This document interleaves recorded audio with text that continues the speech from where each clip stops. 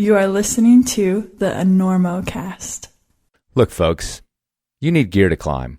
Whether you're a wall climber with every gadget under the brutal, withering sun, or just a simple boulderer with 12 pads, a lithium-powered fan, and that portable studio lighting rig for your TikToks. Mon Dieu, even barefoot boulderers need a flowy cotton shirt and a dab of conditioner once in a while. So what do we do about the environmental impact of all that gear? Well, whatever we can, I suppose. But Sportiva is here to help your footprint and your nagging conscience, because after years of pursuing reductions, in April 2023, Sportiva USA became certified carbon neutral, which means through a combination of sustainable practices, renewable energy, and offsets, Sportiva USA's carbon emission is effectively nil. Is it a perfect balance like ants, trees, and chickadees? Well, probably not. But it is a stated commitment of thought, resources, and budget towards sustainable commerce. Also, remember that the mothership in Italy meets the highest European environmental standards and is a model in the beautiful Val di Fiemme of the Dolomites. So yeah, climbing makes footprints, but go forth knowing that the best climbing boots and shoes don't have to cut too deep with Sportiva. We gotta get Listen, where are you playing in town? You playing here? We're doing the Enormo Dome, whatever it is. It's terrific. Oh, It's yeah, a the big house. We place, sold that it out. side of town. That's a Very big nice. place. You sold it out. 20,000 seats. We really should. The hell are you doing? I couldn't sleep. I'm checking the ropes. There was a frayed end on your rope, and I'm cutting it out.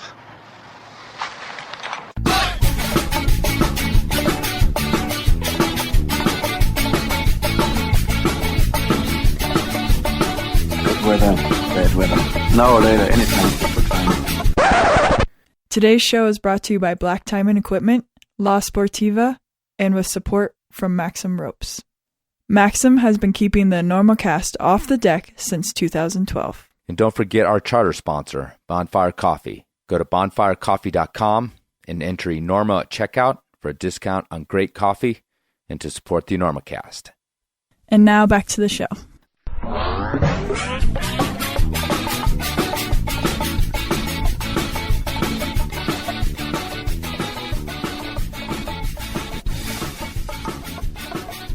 Hello and welcome to the Enormocast. This is your host, Chris Galus. It is May 16th, 2023, about 9:30 p.m. here in Colorado, and this is episode 263 of the Enormocast, a conversation, a long-awaited conversation with Steve House. Does everybody know who Steve House is? I feel like you should. Like I don't need to introduce him.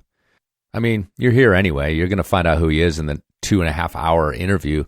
But just in case, Steve House is one of the greatest alpinists of all time.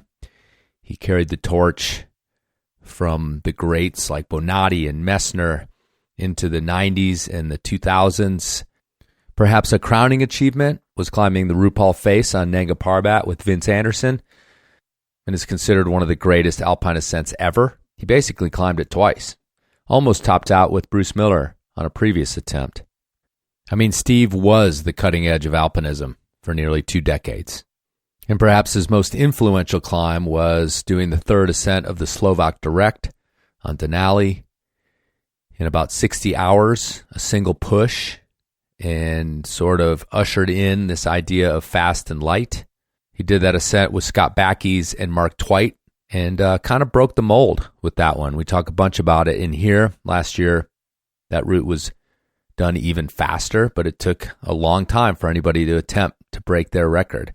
And then he took all that knowledge, all that learning, all those things that they invented and turned it into Uphill Athlete, his coaching business, his training business. Previous to that, he co-wrote Training for the New Alpinism, which has become sort of the Bible of anybody in that game, and also co-wrote Training for the Uphill Athlete. Yeah, just countless expeditions pushing the limit.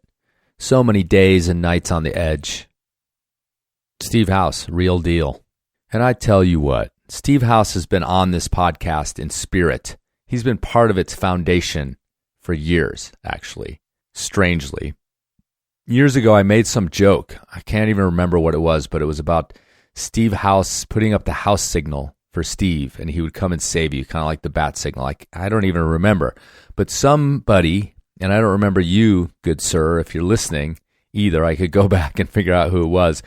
Sent me this really awesome graphic art of the mobile studios putting up the house signal in the mountains. And then did I show it to Nikki Smith? I can't remember. She was working at Liberty at the time, importing Gravel tools, sponsoring Steve House, I think. Anyway, she sent me like 500 stickers of the image, or maybe 1,000, just a little pack of stickers, which at the time I thought was super generous. And those went out to the peoples. Maybe you still have one on your computer. I doubt it. That computer, whatever computer you stuck it to, is long gone. Then I tried to get Steve on the show.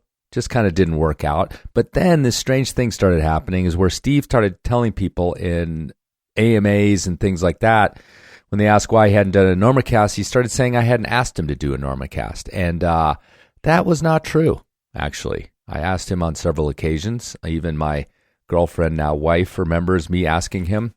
So then I was like, well, that's kind of weird. But you know what? Steve's got a lot on his mind. People forget things. That's fine. But finally, after I got over that, because, people would email me like I was being some sort of dickhead not asking Steve House to be on the show.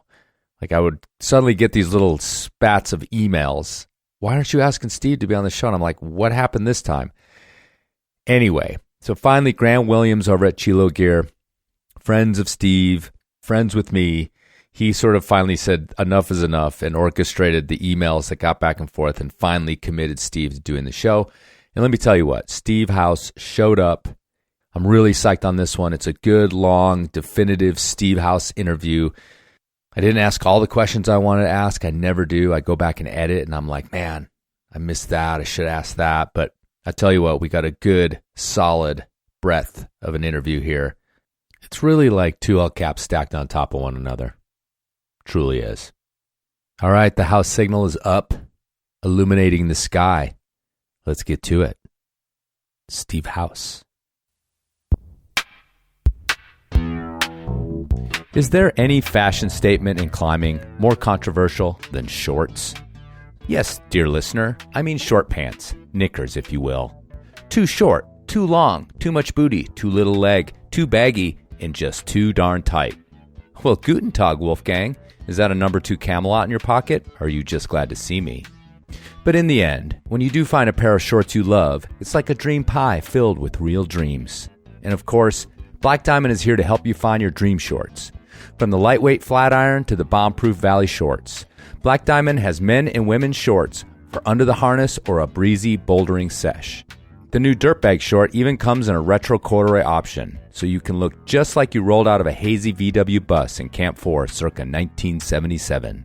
No, Ranger, sir. You must be smelling that skunk we hit up in Wawona. Poor little guy never had a chance. So come find your next pair of forever shorts at blackdiamond.com or your favorite local shop. Appreciate you coming on the show and coming all the way from Austria. So tell me, to start with, a little bit about that move. First of all, Chris, just thanks for having me on. It's my pleasure to get a chance to talk to you and your community. It's really, really an honor. So thank you for that. And I'll start with the why.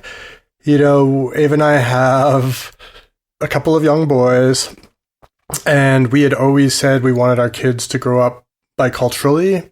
My wife Ava is from Austria, and I'm obviously from the US. And we started to think about when that would be most practicable in terms of schools, friends, that kind of thing. And then COVID came along, and everything kind of accelerated there for a while, especially we both have parents that are in their, either early 80s or late 70s, and it was a very stressful time. And we just said, if we're going to do this, we should do it, because who knows what we get in the future.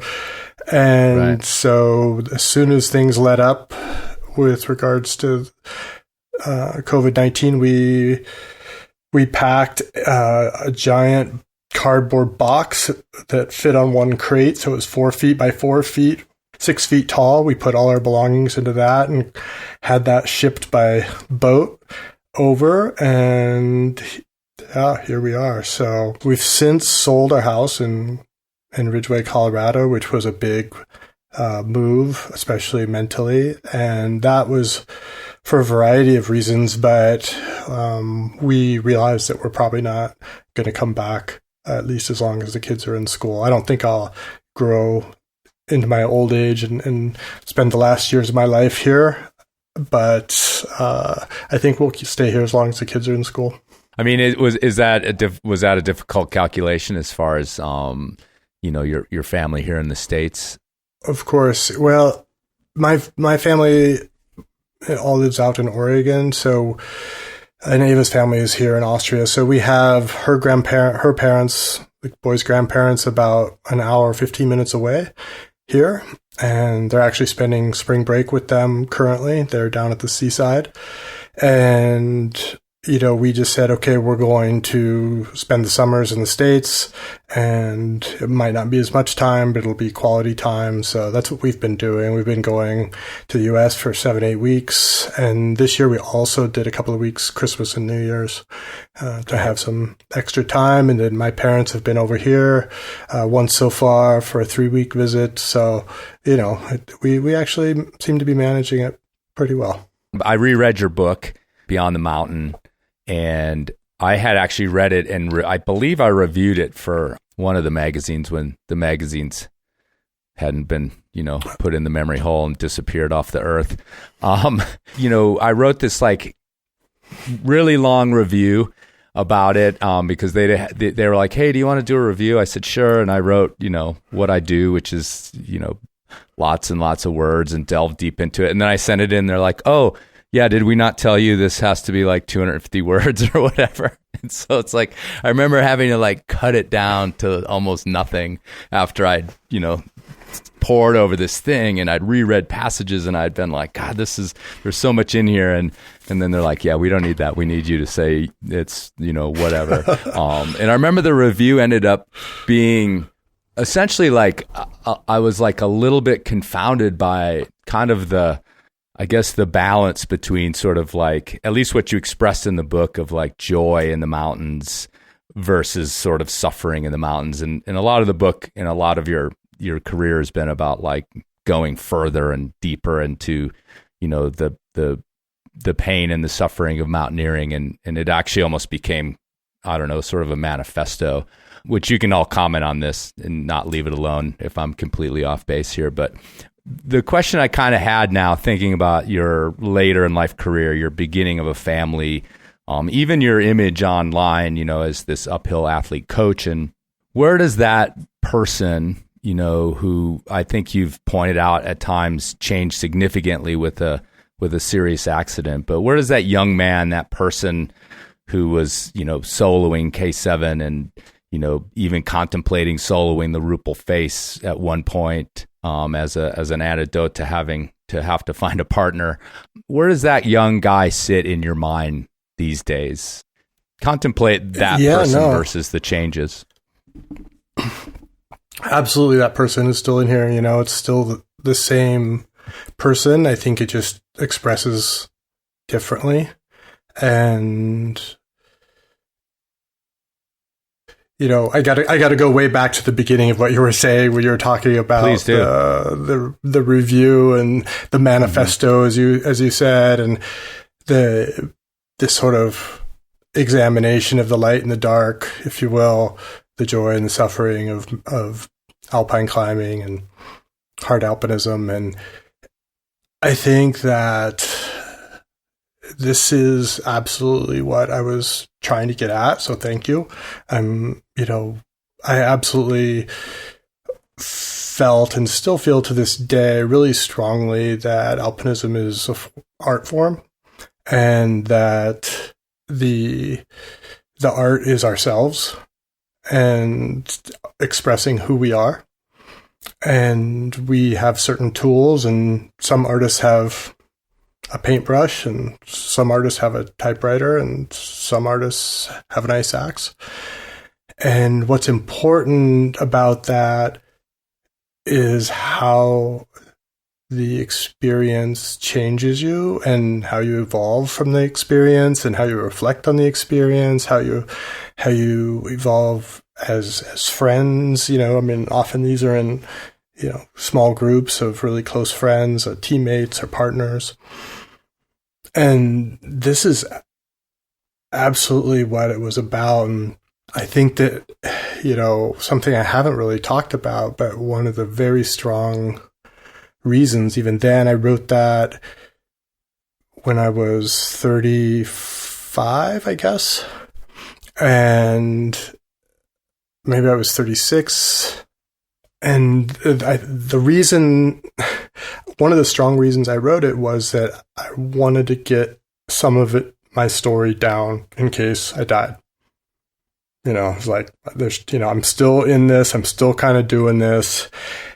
I've been a part of this. My eyes are wide open. I know what can happen. And I really want to share my process. And I want to share all of it, not just the good part, because I really truly believe that, and this is reflected in how I build Uphill Athlete today, that it's really about the process and engaging the process and engaging and asking questions and learning and evolving and taking feedback and examining and all of these things through all of the ways to not to get better per se, because that implies that there's like a progression. I don't think that the progression needs to be like this sort of, you know, curve that you, like you're plotting a stock price or something. I think that the progression is, you know, between the beginning of life and the end of life. And, you know, we have this amount of time, and what can we learn? What can we experience? What can we feel? What can we share? What can we tell? What can we teach? What can we learn? These are all the questions that make being human interesting, right? And alpinism is such an incredible vehicle for all of those questions, because you do have to go so deep into yourself and into other people and face really, really hard things like mortality, and literally hold it in your hand sometimes. And I just don't know any other, you know, voluntary human experience that is equally intense and, you know, both dark and light. Yeah, and I also remember thinking, you know, at the time when I read it, and originally was, you know, I actually told, you know, one of your compatriots, Mark Twight, this same thing. Like, I was pretty certain too, after reading it and knowing your history. It wasn't me just reading your book, but obviously I knew who Steve House was and what he was doing, and, you know, what was popping up in those little news, you know, hot flashes or whatever, however we got our news before the internet. I was like, yeah, this guy, I don't know if he's going to make it.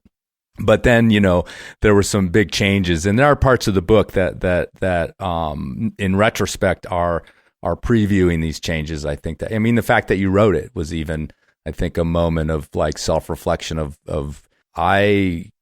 should I keep going? You know, are these things going to happen? Can you talk a little bit about this accident that you've cited as being a major turning point along this line? And I can't remember if it had happened. No, I think it happened a few years after you wrote the book, if I'm thinking of your timeline.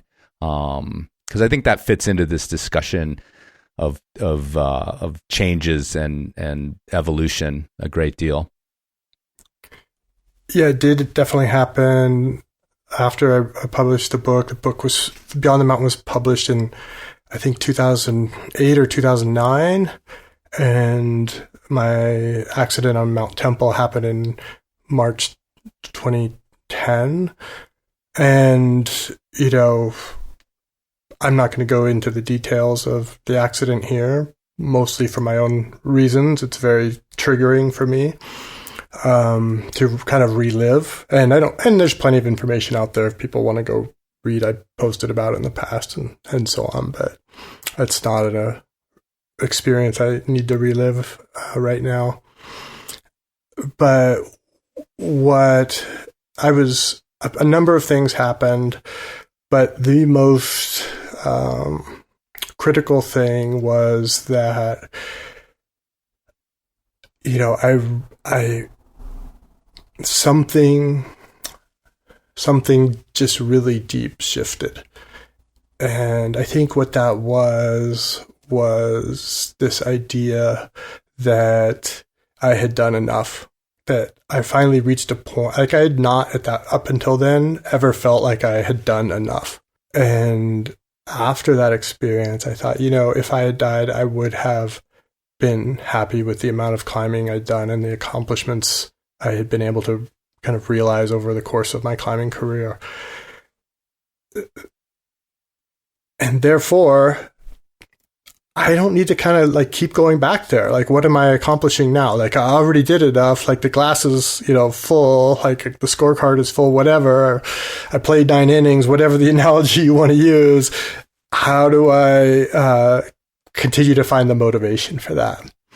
And it was also, I'd been on the planet long enough. I was 39 at the time that, I realized that there were a lot of other experiences. I think that actually, my guiding career was really instrumental in opening my eyes and introducing me to an incredible variety of people from all walks of life that were interesting and successful and reflective. And by then I'd sort of stored up all of this other information, been like, there's so many interesting things to do in this world. I think that I want to do more than just one thing in this lifetime. Do you think that it would have happened without the seeing the light at the end of the tunnel kind of experience? Reflecting, were you evolving that way, or do you think you would have, just dug in and kept trying to top yourself? I was evolving that way, and I've told this story a number of times. Uli Steck and I used to have this conversation pretty regularly, and we were roughly the same age. He was a little younger than I was, but we explicitly talked about it. And one of the things that brought it up one year, his brother was a professional ice hockey player in Switzerland. And he was like, yeah, my brother didn't make the team this year, so his career is over. Like, he was a professional athlete, now he didn't make his team. Like, nobody picked him up, and like, he has no job. Like, he's got to go back and be a carpenter now, which is what his trade was. And, the conversation then went, well, when do we not make the team? Where's where, there's obviously like all these young talents coming up and so on, but within mountain sports and there's not really a good established model, honestly, for people to evolve into something else. And this is something I'm interested to talk about, and I'm happy to talk about here, though I didn't plan on it. I think this needs to evolve in our mountain culture, whereby we can make room for people to change and take on different roles within our communities and within our society. Because otherwise you make people feel trapped. Like, if I think it was actually, in a way, that accident, afterwards, and I was especially early on when I was physically unable to do very much. I mean, I went out of the hospital in a wheelchair. Like, I was really worried about like just how I was going to take care of myself in the future. Like, I didn't know, I didn't know if all my sponsors were going to drop me. That was my only income source. I obviously couldn't have gone to guiding at that point. Like, I had no other skill to make a living. And so that was also, I didn't have a cushion, and that was also pretty scary. So I think that one of the things that I noticed was within my community around me, specifically in Southwest Colorado, but for example, at Indian Creek in the springtime, and you're hanging out, and, I was watching the climbers of a generation or 2 generations older than I am, around the campfire, at the crag, or whatever, listening to their stories and watching how they're interacting, and also like kind of projecting myself, like, is that what I want to be doing in 20 years? Do I want to be here in Indian Creek in a, patched up down jacket, when I'm 20. Like, there's part of me that does, right? Because there's part of me that idolizes that lifestyle and everything about it. Like, we could have a whole podcast just about how awesome it is to be a dirtbag climber and, you know, do that. But, you know, this is important to understand. Like, everyone is different. And for me, that wasn't going to be the right thing. And I knew that in my stomach. I knew that in my gut. Like, this was one of the things that's been really great about the last, I don't know, couple of years of my life and I think it's one of the great things about getting older, that I love who I am and I love how I show up in this world. And I don't have to make excuses for that anymore. There was so much of my life where I kind of tried to bottle and hide my ambition or my drive or my intensity because it made other people uncomfortable. And now that I'm older, like, I'm just like, hey man, this is me. I'm super intense and I'm really driven and I like to like shake things up. I like to ask a lot of questions. I'm going to make you uncomfortable. I'm going to ask you hard questions. I'm going to ask you to ask me hard questions. That's what I'm about. And if, you know, and that's me. Like, I'm not gonna. So I say that because as I went through this period after my accident, I was also having to make peace with that part of myself, though I didn't really understand it in those terms at the time, and be like, no, I can't just keep climbing. You know, my goal was, you know, the Rupal Face, the west face of K2, and the west face of Makalu in alpine style. Those were the three biggies that I wanted to do. And, you know, when I had my accident, I was training for K2. I had the permit. I paid for the permit, actually. Everything was set up. It was Uli and I. And we would have had an incredible chance of climbing the west face by a new route on K2 in really fast style. And that would have been amazing. And I probably would have just kept going because I was in my body and in my mind at my peak, physically and mentally, for alpinism. And it would have, when you're actually at your peak and doing your best climbing of your life, and you're not going to stop then. I mean, somebody might. I mean, that's the Walter Benatti story, right? And that always haunted me. Like, he, you know, sold the north face of the Matterhorn and then said, that was it. He just walked away from alpinism and never went back. And that takes a tremendous amount of discipline. And that also wasn't me, right? Like, if I had climbed K2 with Uli, like, I immediately would have been like going to Makalu again.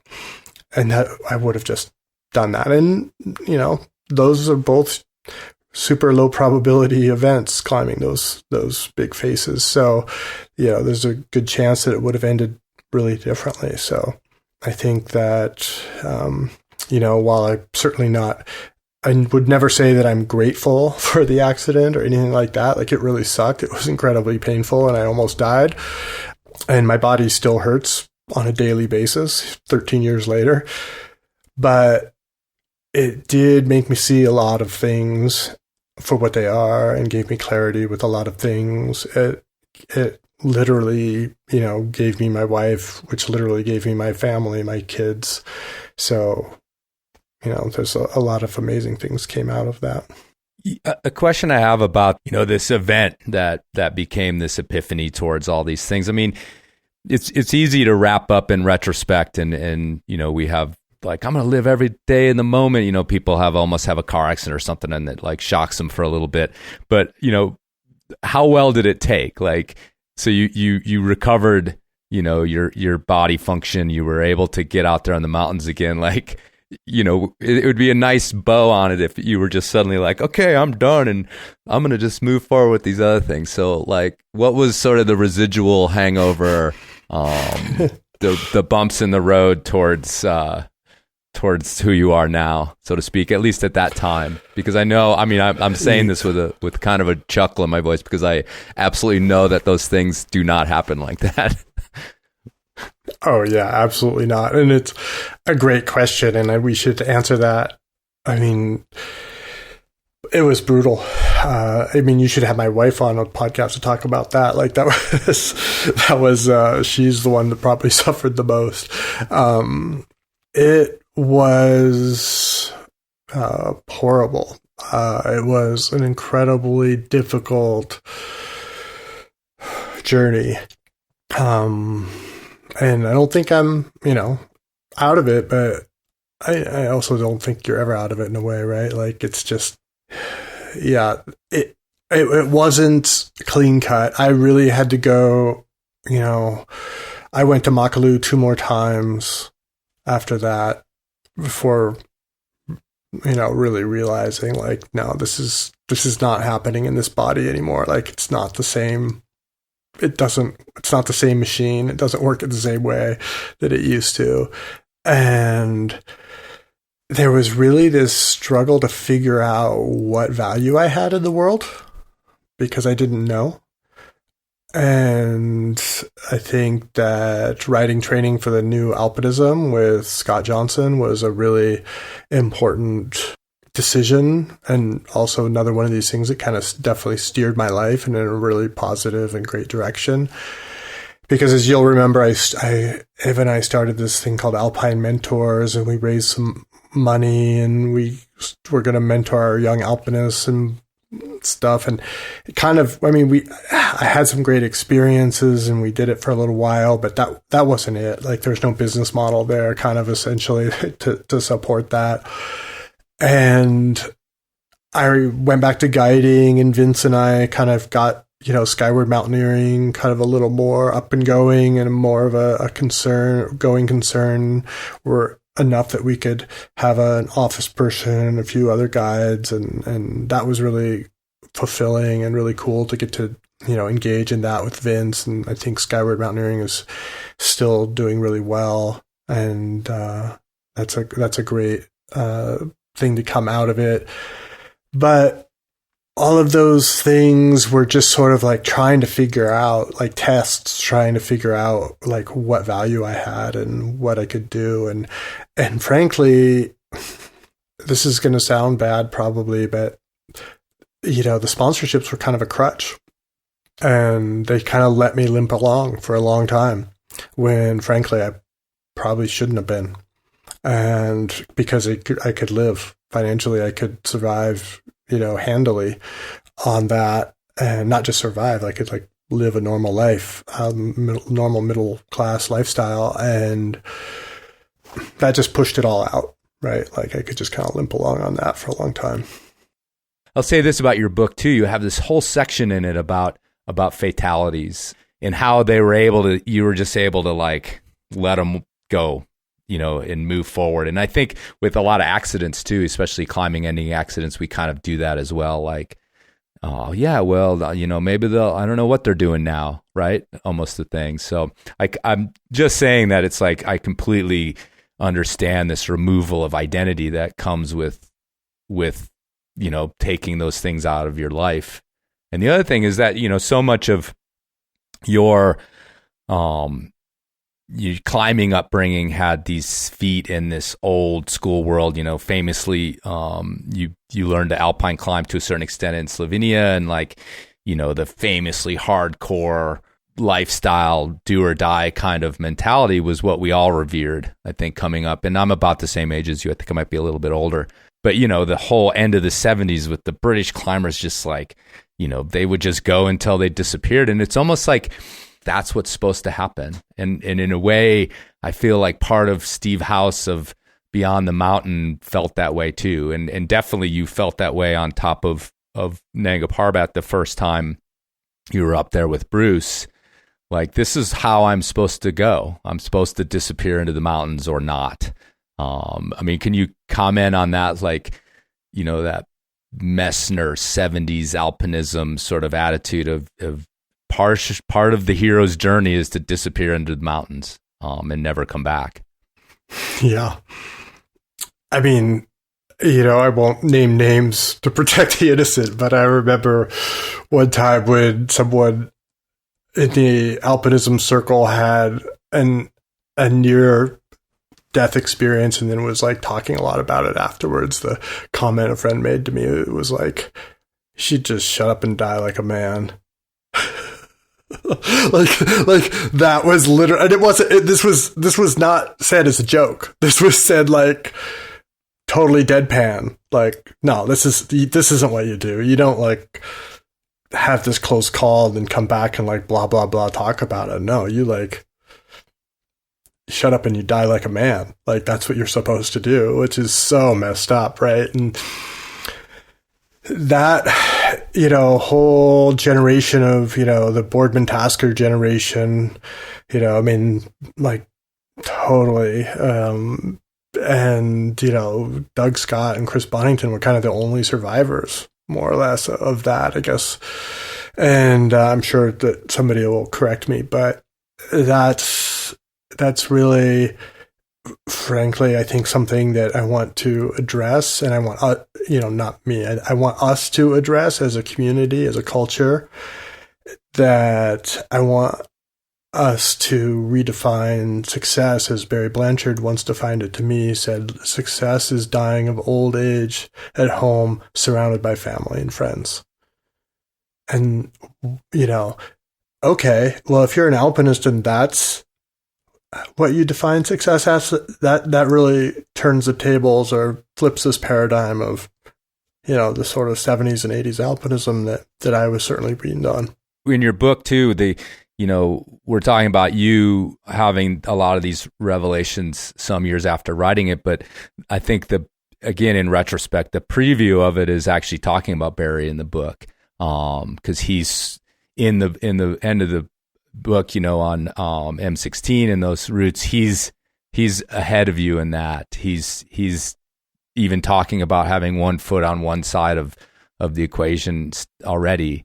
But as usual, like as a younger man, or as you said, a person who thought of themselves in their prime, like you're probably like, well, dude, you still got some climbs left. Like, what are you talking about? Not necessarily internalizing like what this slightly older generation, in a way, I wouldn't say more experienced, but different experiences than you, was thinking about. So it's just kind of fascinating the way our minds work as young men, or you were in your 30s, but nevertheless, like this isn't me. This is like, I'm going to go forever. I'm going to, live forever. Maybe it's sort of a paradox of like, I'm going to live forever, but I'm also maybe never going to make it. It's a fascinating, like magical thinking that alpinists kind of have to keep pushing into those realms. Yeah. And, there's a couple of points that are interesting here. I think one is that I was so angry with Dwight and Backes and Blanchard and all those guys that were older than me, and because I was losing my best partners, essentially, right? And I didn't want them to stop, but that was purely selfish. It wasn't about what was best for them. That was entirely about what was best for me. And secondly, I think one of the things that I figured out, you mentioned briefly that I learned to alpine climb in Slovenia, which is absolutely true. One of the things that was really strong in that culture that I think is really a powerful lesson is that they would orchestrate it so that young climbers were climbing with older climbers all the time. When I came back to the States, like it was like me and my peers, and neither of us knew what the hell we were doing. And so we would have these epics, but that was like really frowned upon. Like that was not what you were supposed to do in the Slovenian culture that I learned to alpine climb in. And so I really brought that forward throughout my career. Like I was the youngest person on a climbing team until I was almost 40. Like I really pushed that as far as I could. Like, and now I'm adding Vince into that equation just for a little bit of fudge, even though he's only like 6 months older than me. But still, that's something that I think, that combination of climbing with older climbers and then watching them kind of start to age out, which they absolutely should. Like they absolutely. And I wouldn't say age out, I would say evolve, because as I said a few minutes ago, I don't think it's it's this between beginning and end, and we have a life, and there's a lot of things to experience and do, and alpinism is amazing, but it's not everything. And, for most of my life, and, at least until I was 39, I thought alpinism could and should be everything. I think that for me, I really did struggle to find role models of people from within climbing that had transitioned out, particularly of my generation or close generations. I mean, like even, Barry might be an example, but yet he, is a mountain guide, and that's his profession. He is very proud of it, and he practices it at an extremely high level and is very satisfied with that. Mark Twight, he has his own, and you guys had your own podcast about this and talked about it at length, but, he had his own journey. I mean, for me, Mark is an artist, truly, like in his soul, like he makes art. Like it doesn't matter if it's a camera or nice axe or whatever. Like that's who he is and what he does and how he shows up in the world. And so that also wasn't really a roadmap for me, because I'm not that way. I just show up differently. So, I had to think a lot. And one of the things that was the climber that, let me ask you a question. Actually, I'm going to switch this around for a second. I want to ask you a question, Chris. Name some of the people that came from within the climbing community and or are members of the climbing community. They could be past, present, or future. Well, obviously not future, but present or past, that best manifested their vision of the world. And that sounds very like vague, right? But how do you define success, right? Like somebody may define success by making a lot of money. Somebody else define success by like putting up a lot of first ascents. Like they're very, very different things, but each can be true for those two different people, right? So that's why I sort of who, when you think about all the characters that have come out of this lore of climbing culture that we have, like who do you think about? Like who pops into your mind? Like, wow, they really like did it up. Doesn't matter. I mean, honestly, I it's like frickin' TC. Don't Tommy dodge the question. Okay. Yeah, that's it. No, okay. I think, I mean, I have a personal relationship with Tommy that's, a friendship, and I've known him for his entire life, and it's not been without his struggles. And, he's still trying to do it and to be great at it, but he's also finding this transition to, I think, almost to politics. And I keep badgering him about that. But at least environmental activism, that's allowing him to continue this connection, but also moving in a different direction than having to perform on the rock, so to speak. And I feel like, yeah, and it's a lot of personality. The guy perseveres and sees opportunity where other people see the end or see things like that. So, I mean, he strikes me as a guy who's adjusted and humble and has a good sense of humor and has found a good place, at least at the moment. For me, it would be Yvonne. I just don't think anyone has made a bigger impact on anyone that came out of climbing has made a bigger impact on the world than the Chenards. I have a hard time thinking of someone. I mean, arguably, you could argue about this, but I think that he was the one that came to my mind. And this is when I really thought about that, and maybe, because this was 10 years ago, Tommy 10 years ago hadn't even climbed the Dawn Wall yet. So, I didn't have him as a role model, but when I thought about what Yvonne and Melinda have accomplished, and I'm not just talking about Patagonia, but the impact that they've had on our world and continue to have on our world and will continue to have on our world, like I have so much respect for that. That is so hard to do. That is so hard to do. That is so much harder than any first ascent that you can climb on any mountain. I don't, it's not even the same game. But we're talking about this like you've become like a manager of a Best Buy or something. Like you have not like just forsaken the world of climbing. I mean, your uphill athlete, right?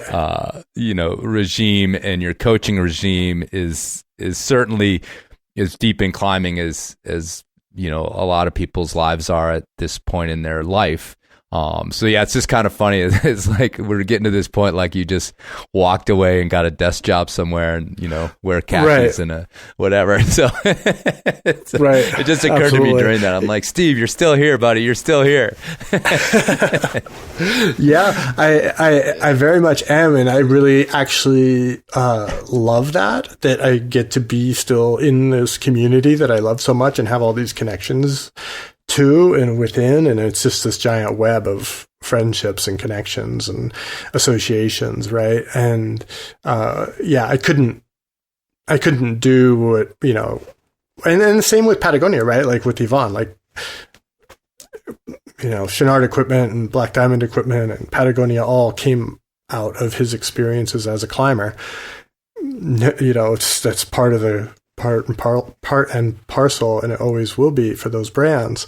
So, it's not like he, that would be more the Doug Tompkins story. Doug, of course, was on the, first ascent of Fitzroy on that expedition, and then founded the North Face, and then sold that, and then founded Esprit and made a bunch of money. But Esprit obviously is very different than, Patagonia or the North Face. So, but then he made a huge impact by creating all these national parks in Patagonia with Christine Tompkins, and there's just a film coming out about that shortly. And so, I mean, there's other climbers who have had huge impacts, right? Like, but maybe they were a little more outside of the culture of climbing.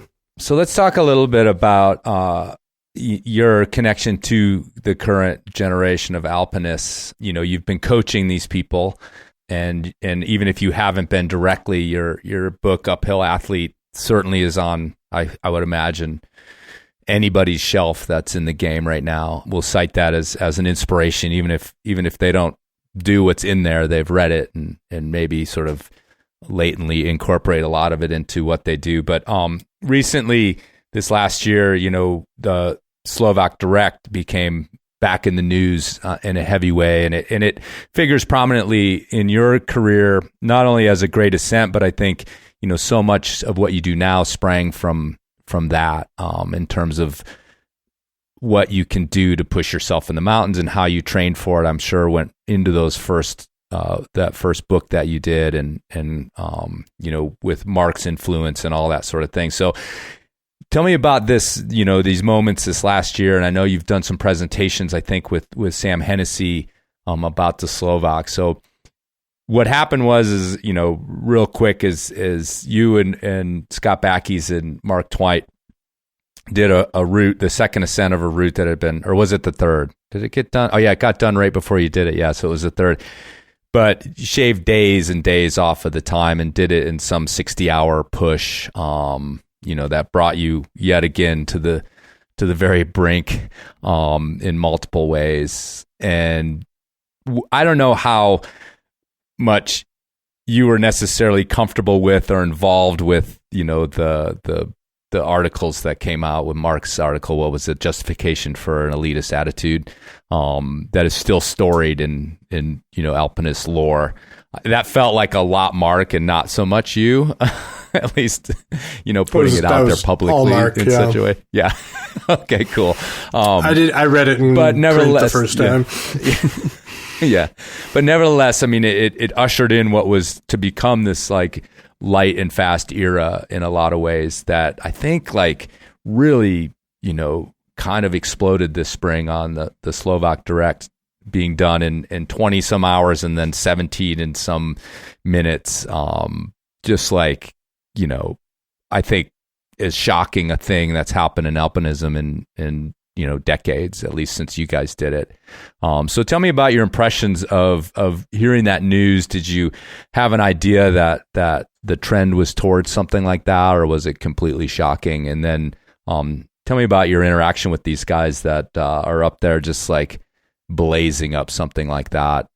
And again, in a lot of ways, on your shoulders.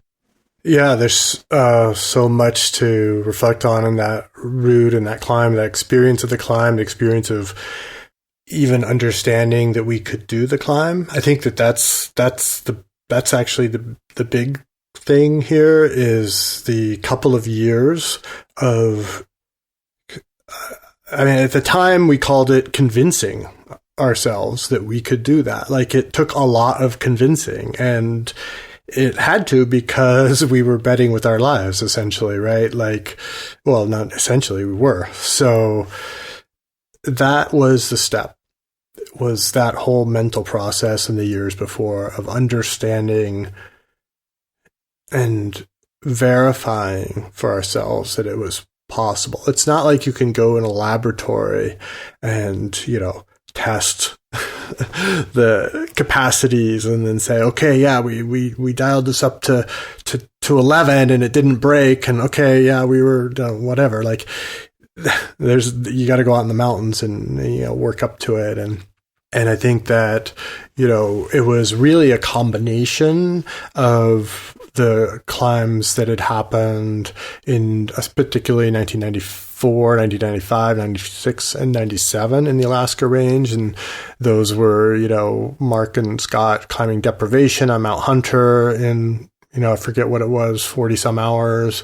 Eli and Helmuth and I climbing the first ascent of the Father and Son's Wall in about, I think, 36 hours. And the next year I climbed a new route on the Washburn Face, and I don't remember, 14 hours or something. And then Steve Swenson and I climbed a new route the following year in like 30 something hours.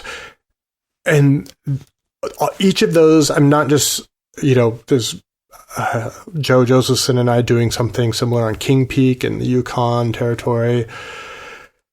And these things, each one of them is really worth mentioning because each one is a piece to the puzzle. Like the route that Steve Swenson and I did, what was called Radio Tower Buttress at the time, and we call it Massioli's Pillar after our friend Steve Massioli that was killed on the Moonflower route that year. That was really technical. Like that was all pitched climbing, right? And it was also fairly high. Like the top of it is almost 15.8.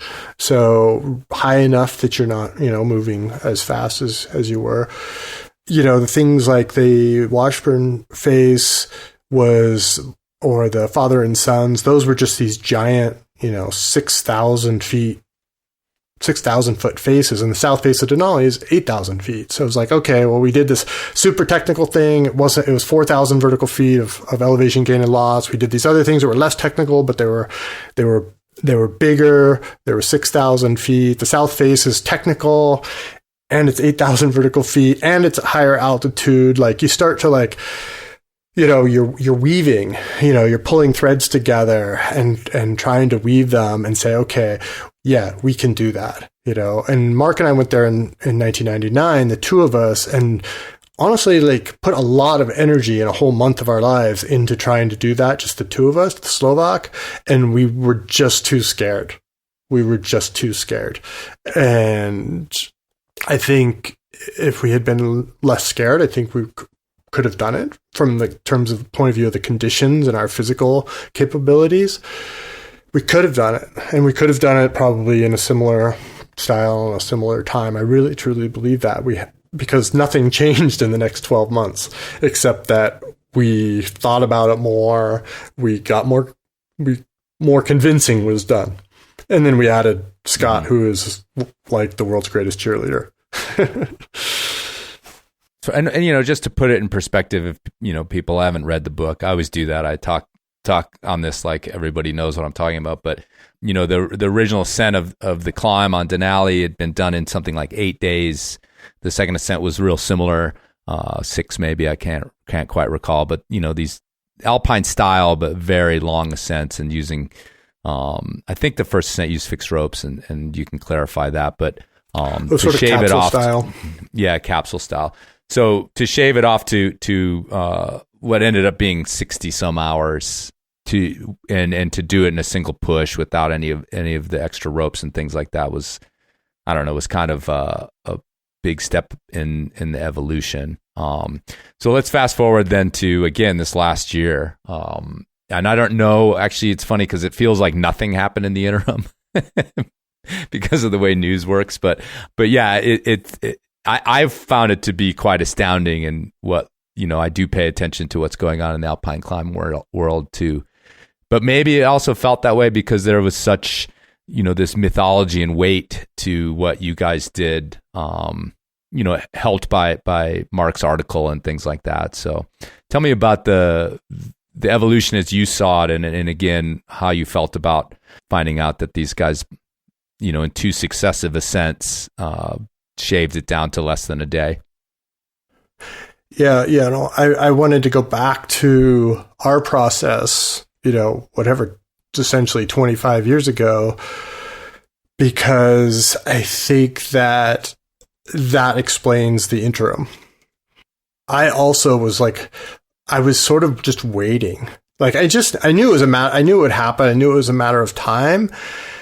And it felt like things in the Alaska range. I mean, I'm going to probably catch a lot of crap for this or criticism for this, but it sort of felt like things were staying the same for a really long time. And there wasn't really that core activist until, so when Sam and Michael and Rob did that, it was like, okay, it happened. Like, great. Like it was just, and I even knew like before because we were, people were texting me, and then somebody was like, yeah, well, Sam and Rob and Michael are about to fly in and they're going to do the same thing. And it was like, okay, well, yeah, sure. Okay. Somebody essentially broke trail. Like that's going to be even faster. There's screw holes in the ice. Like it's, et cetera. So it was kind of a relief. And I was just really happy that somebody had come along and picked up the baton that, we had so passionately sort of fought for, and decided that it was worth picking up. Because I think that that's one of the greatest things you fear as you age as a climber, is that you just become irrelevant, or what you fought so hard for and worked so hard for just isn't relevant to the younger generations, and they just decide to take it a totally different direction, which is entirely their right.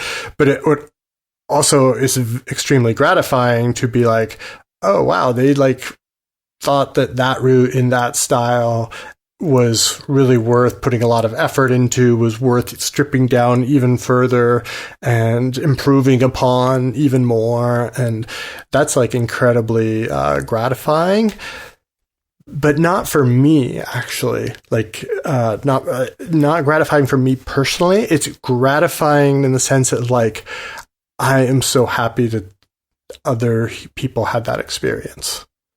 Does that make sense? Like, because if there's one route that I could do again, it would be that route.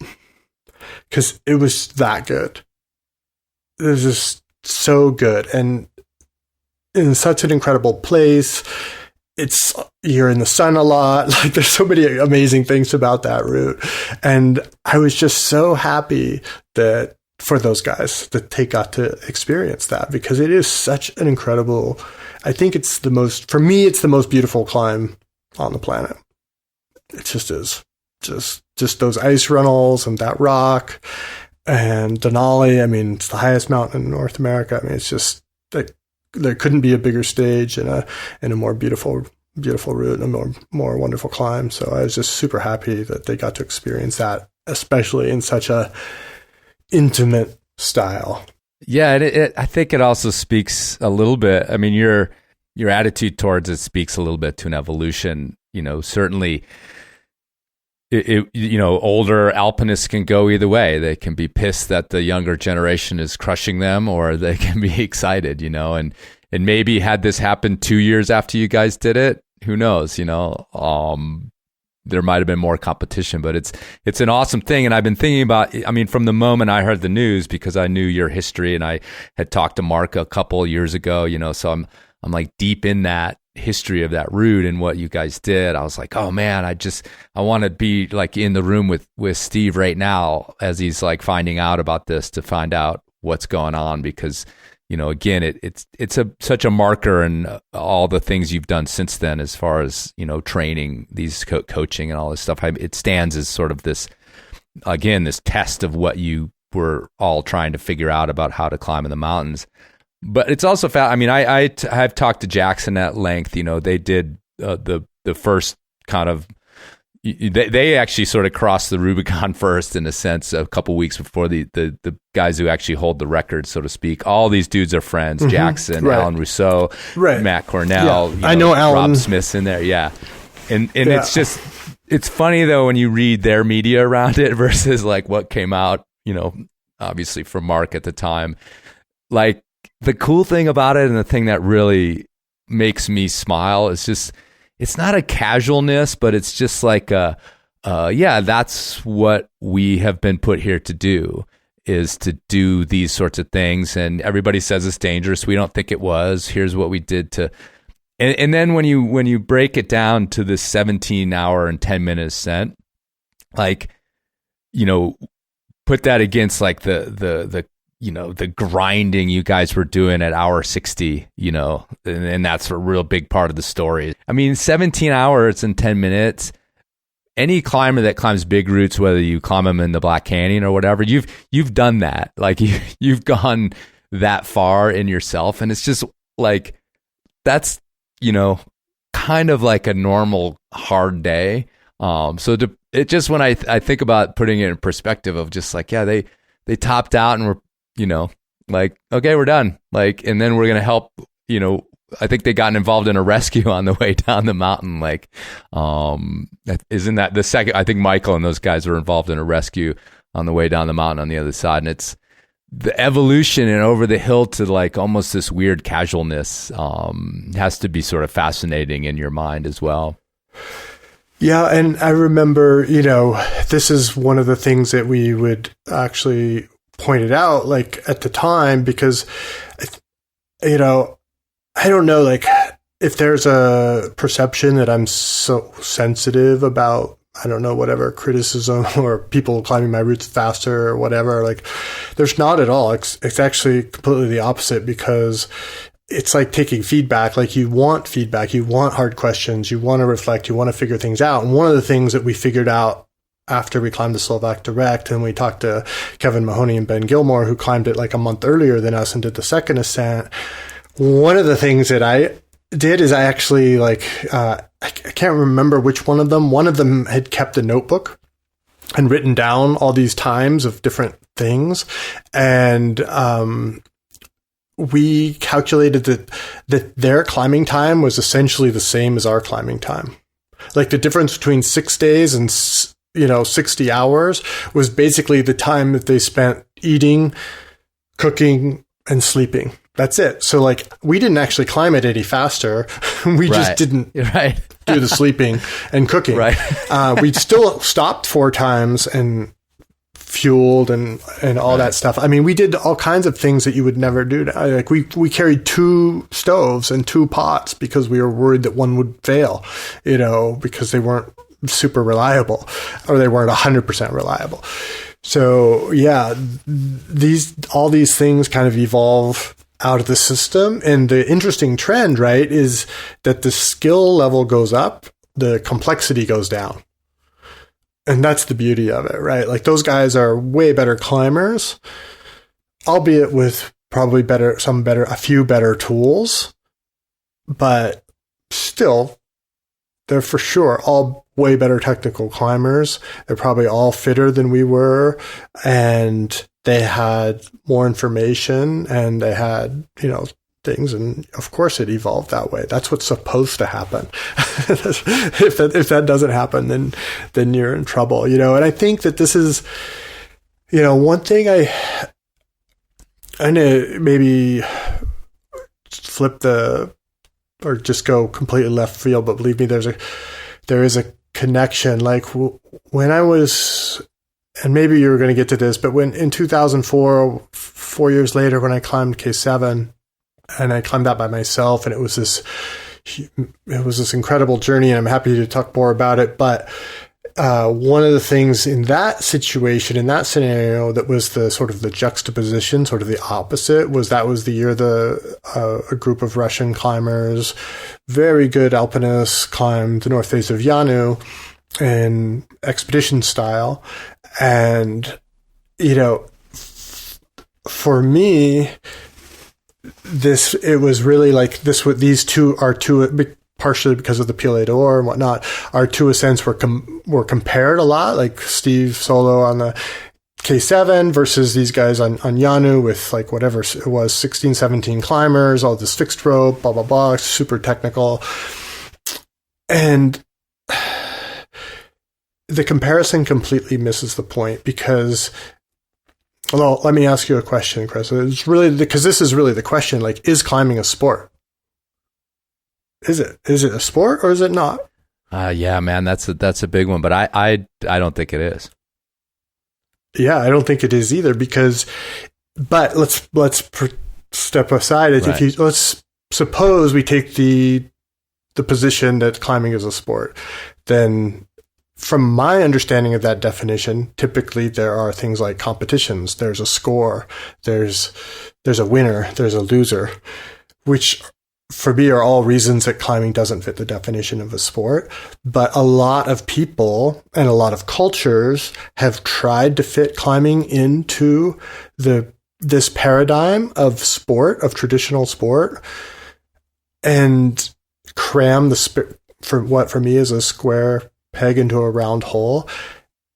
And that completely misses the point of climbing for me, for my experience, because it's not about, this is like what the Russians, from what I could understand from my conversation with them, they saw it as in those terms of a sport, of a competition, of winning, of conquering, of these being, better than someone else. That was their framework for alpinism. My framework on K7 is a great example of that. Was like, hey, I went there for 2 summers. I made like 7 different attempts. Like all of those attempts were incredible experiences.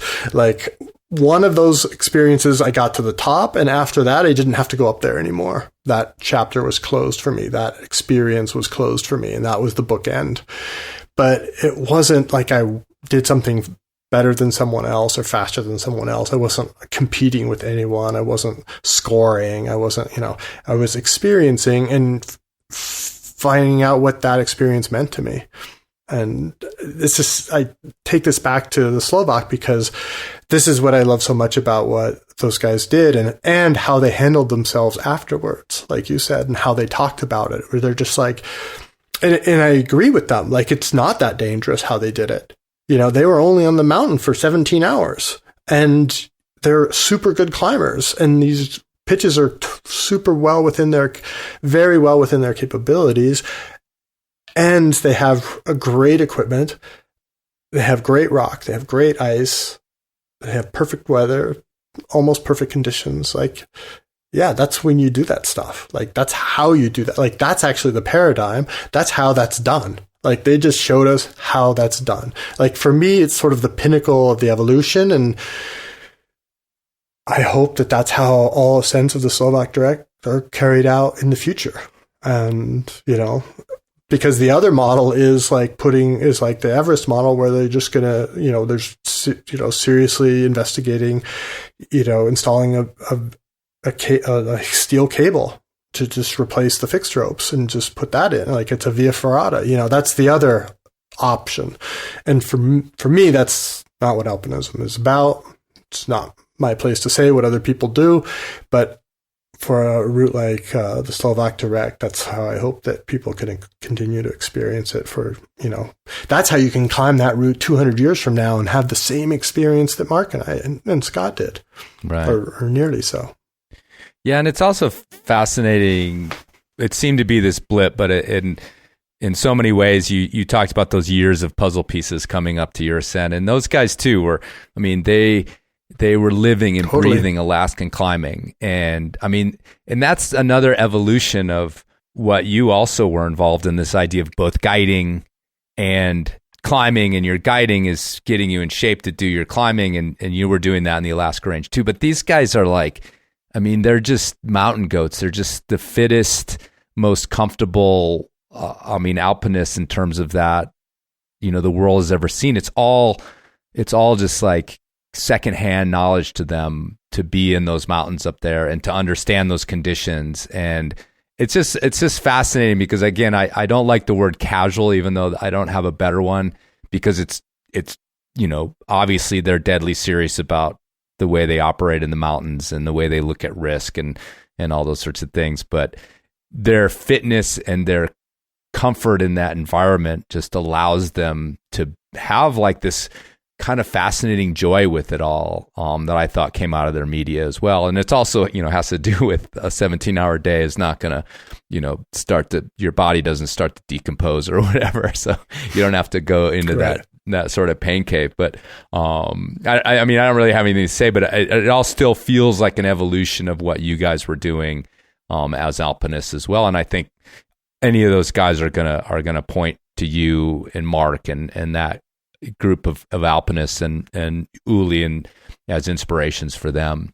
Yeah, but I would be remiss if we didn't point further back and say, we didn't invent anything new. It was Mug Stumped It, and it was Michael Covington, and it was Anatoly Bukharev and Gary Bocard, and like those guys of that generation. Like, you think about Covington being up there guiding on the scene in like 1981 or whatever, in like double leather boots, like climbing capsule style, and then coming out and going and doing another route, or these guys were I mean, they make us literally, like it's like there's always this evolution, right? People will look back at 60 hours and the equipment we had at that time, which was cutting edge for then, and think, man, that was gnarly. They had like double plastic boots, right? Like, and then we look back at Covington, Muggs, and those guys, and Bukharev, and they had double leather boots. It was like, oh wow. And then so there's always this kind of but you have to pay tribute to the Godfathers for sure. I haven't talked to any of these guys about this question, but do you perceive, a future of this level of speed and commitment in the Himalaya, and in going as far as to if they had their eyes on the Slovak, do they have their eyes on the Rupal Face and trying to take that down to a couple days or things like that? Do you feel that coming? Do you think, as far as what you're watching young alpinists, not just here, but in Europe and elsewhere doing? Yeah, absolutely do. I think that the reality is, though, that I just want to caution everyone, the reality of the conditions and the weather of mountains that much higher are exponentially less favorable to this kind of climbing. Like on the south face of Denali, it does get warm enough sometimes that everything melts. I mean, that's why those big streaks of ice are down there, down those corners. That doesn't happen at 7,000 meters in the Himalaya. It just doesn't. I mean, one of the, only the most astute observers would pick up on this, but, I was very careful in choosing routes in the Himalaya, and I really prefer something between southeast and southwest in aspect, because it makes a massive difference, not in the temperature of your body, but in the conditions of the mountain. Like if you're in a gully or whatever that never gets sun, that snow is just like bottomless facets. It's never compact, and so you can't move through it quickly. So that's just the reality of the physical reality of snow that sits around at 7,000 or 8,000 meters for 50 years.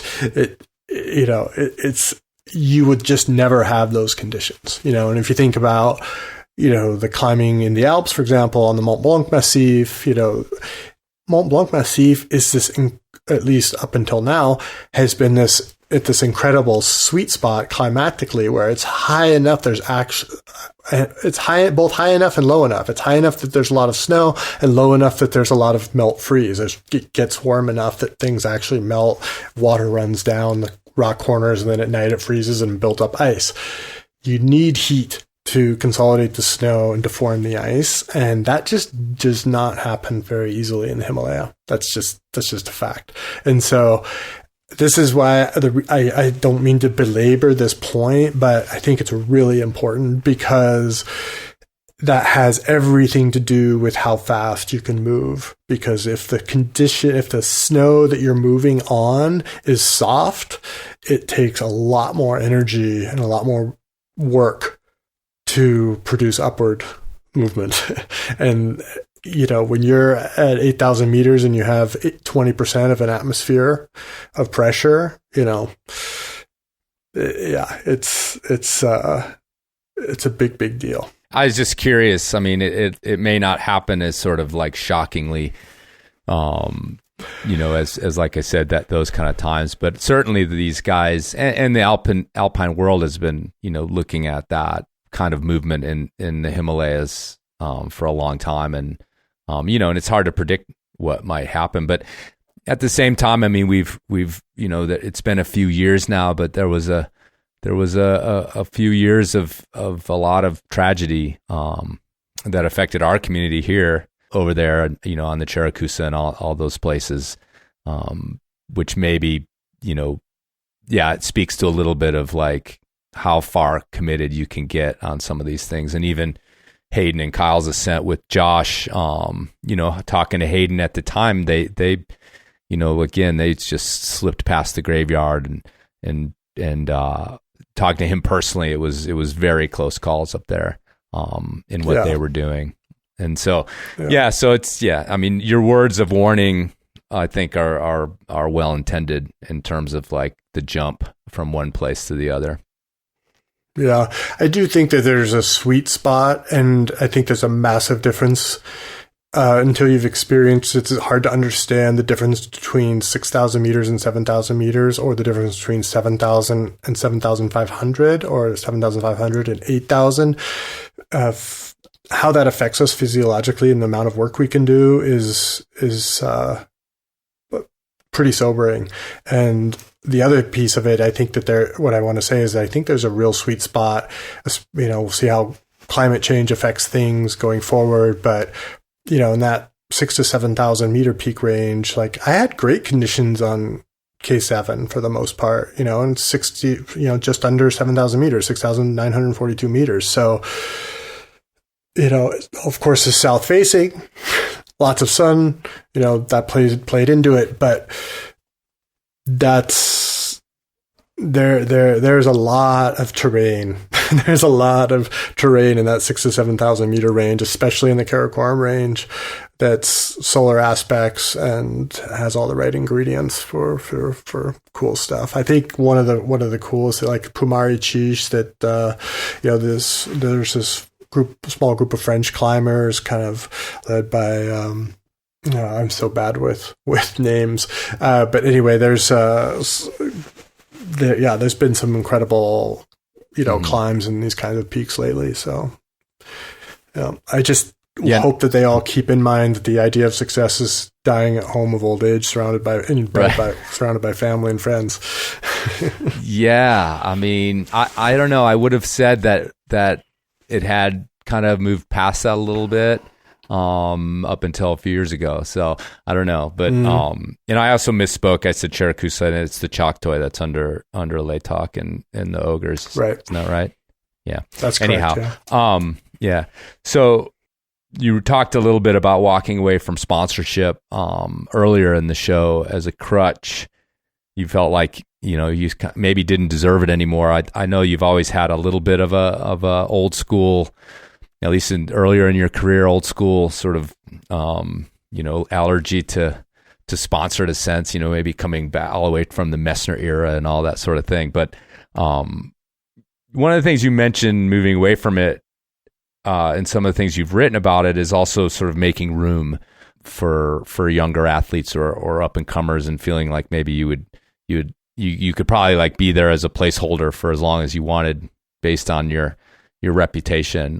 Can you talk a little bit about that idea of not only moving away from it to allow yourself to evolve, but to sort of get out of the way?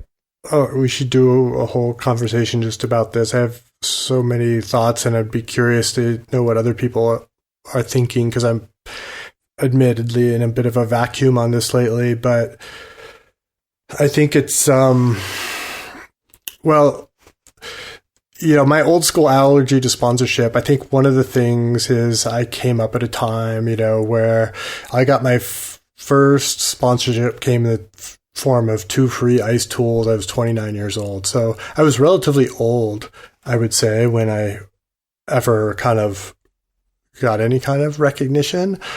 And then even the way I got it, I was really proud of. It was like, I didn't know the guy that I was climbing with was kind of a, you know, pretty senior person at Black Diamond. He was just a guy I met in the bar I went out climbing with, and we went out a couple days in a row, and I was just on this first ascent spree in the South Fork of the Shoshone in near Cody, Wyoming, and he was impressed and didn't even tell me anything, but just like put some ice tools and a pair of crampons in a box that showed up at my apartment, you know, a few weeks later.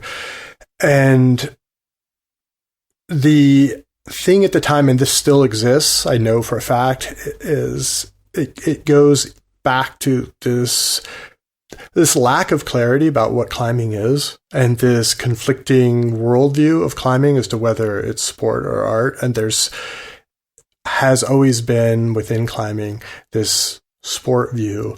And at that time in the 90s, it was sort of epitomized by, you know, sort of, I can't remember what we called them, but it was, you know, Alex Lowe and Conrad Anker and Greg Child. They were like the 3, you know, stars of the North Face, right? And, you know, but they had to go on these trips, and they had to create media. They had to do XYZ.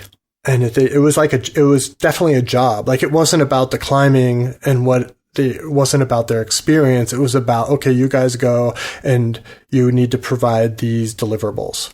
And that's still the way a lot of people approach sponsorship on both the climber side and on the company side. But for me, that's always been at odds with how I experience climbing. And I think one of the things that I'm really grateful for, that I was able to have that internal compass and know that that's what was right for me. And that allowed me to develop relationships with sponsors that shared that viewpoint and vision. So I can honestly say that in 22 years as a sponsored climber in varying degrees, I never had a single sponsor tell me what to do in any way, shape, or form, because it was never even brought up. You know, I never was told I had to like deliver A, let alone A, B, C, D, E, F. And this still goes on today. And I think it's because of this misunderstanding of what the climbing experience is. And this, I want to tie this into trying to get our community to understand and to provide a roadmap for people who have experienced, whether it's Tommy moving into more of a, you know, activist politician role, me moving into more of a, you know, entrepreneur role that still is involved in the climbing community through Uphill Athlete and our training methodologies and our coaching and our training plans and our training groups, or something like that, some roadmap, right? Because if there's a roadmap, there's always a way forward. And I think what motivates a lot of people, not everyone, but certainly something that motivates me, is feeling like there's a way forward. And this is one of the things that made it clear to me that I needed to stop being sponsored, is I got a new sponsorship. I got a sponsorship of this company called Koros, which makes like sports watches, GPS watches, and it was a good amount of money. And they were like, I really liked them. I had a good relationship with the CEO. Like everything seemed really cool. But then like, I found myself doing these things that I was like, God, like, this isn't me. This is the old me. And I don't want to spend the rest of my life pretending to be the old me.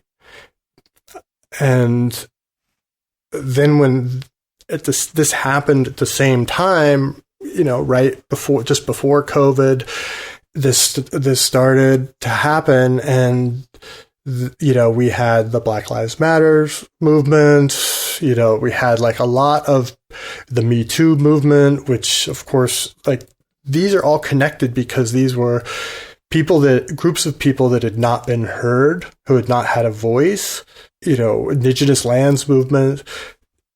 These people like saying, no, we have a voice and we're going to express it. This was my experience and you can't just ignore it anymore. Like, just generally to the world, not to anyone in particular. I didn't take it personally. And I was like, wow, that is so powerful. I think it was a real shift in the fabric of society. At least for me, it felt like that, whereby we started to acknowledge and accept a broader range of voices and a broader range of, let's say, stories and experiences. And as a white male, it also forced me to look at the privilege that even as a, middle class kid that was, quote, not unquote, like, it's not like I was from a rich family or something. Like, my mom was a teacher, my dad was an accountant, like, respectable professions, but we were very middle class. But yet I never thought I had privilege. And then all of these things came out and it made me face my privilege and be like, wow, this inherent privilege is a big reason that I was able to do all of these things that I was able to do. I was so privileged to be able to be a sponsored climber for all these years. Like, who gets to do that? And am I going to just keep doing that? Am I going to, and you've got to understand as I do and you do, and those of us that have worked our whole lives do, that, money is a thing, budgets are a thing, like, commerce is a thing, and there's only so much to go around. And if I just continue to occupy the space, I am, in my opinion, by definition, taking money from people who could be using it in other ways.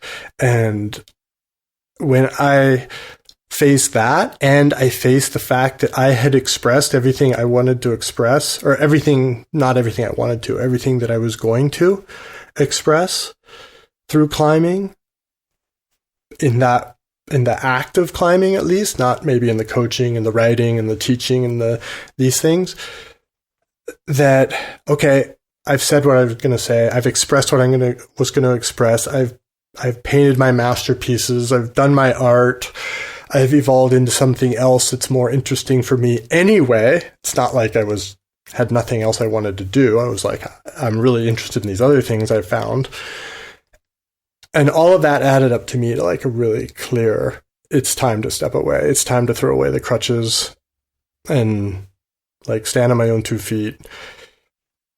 And, literally for the first time since I was 30 years old, when I started making money as a climber. I mean, before that, I was a mountain guide, and yeah, I worked a day, I got paid for a day, and I lived that way for 10, 12 years. But from the ages of 30 to, 50, roughly, I didn't need to work.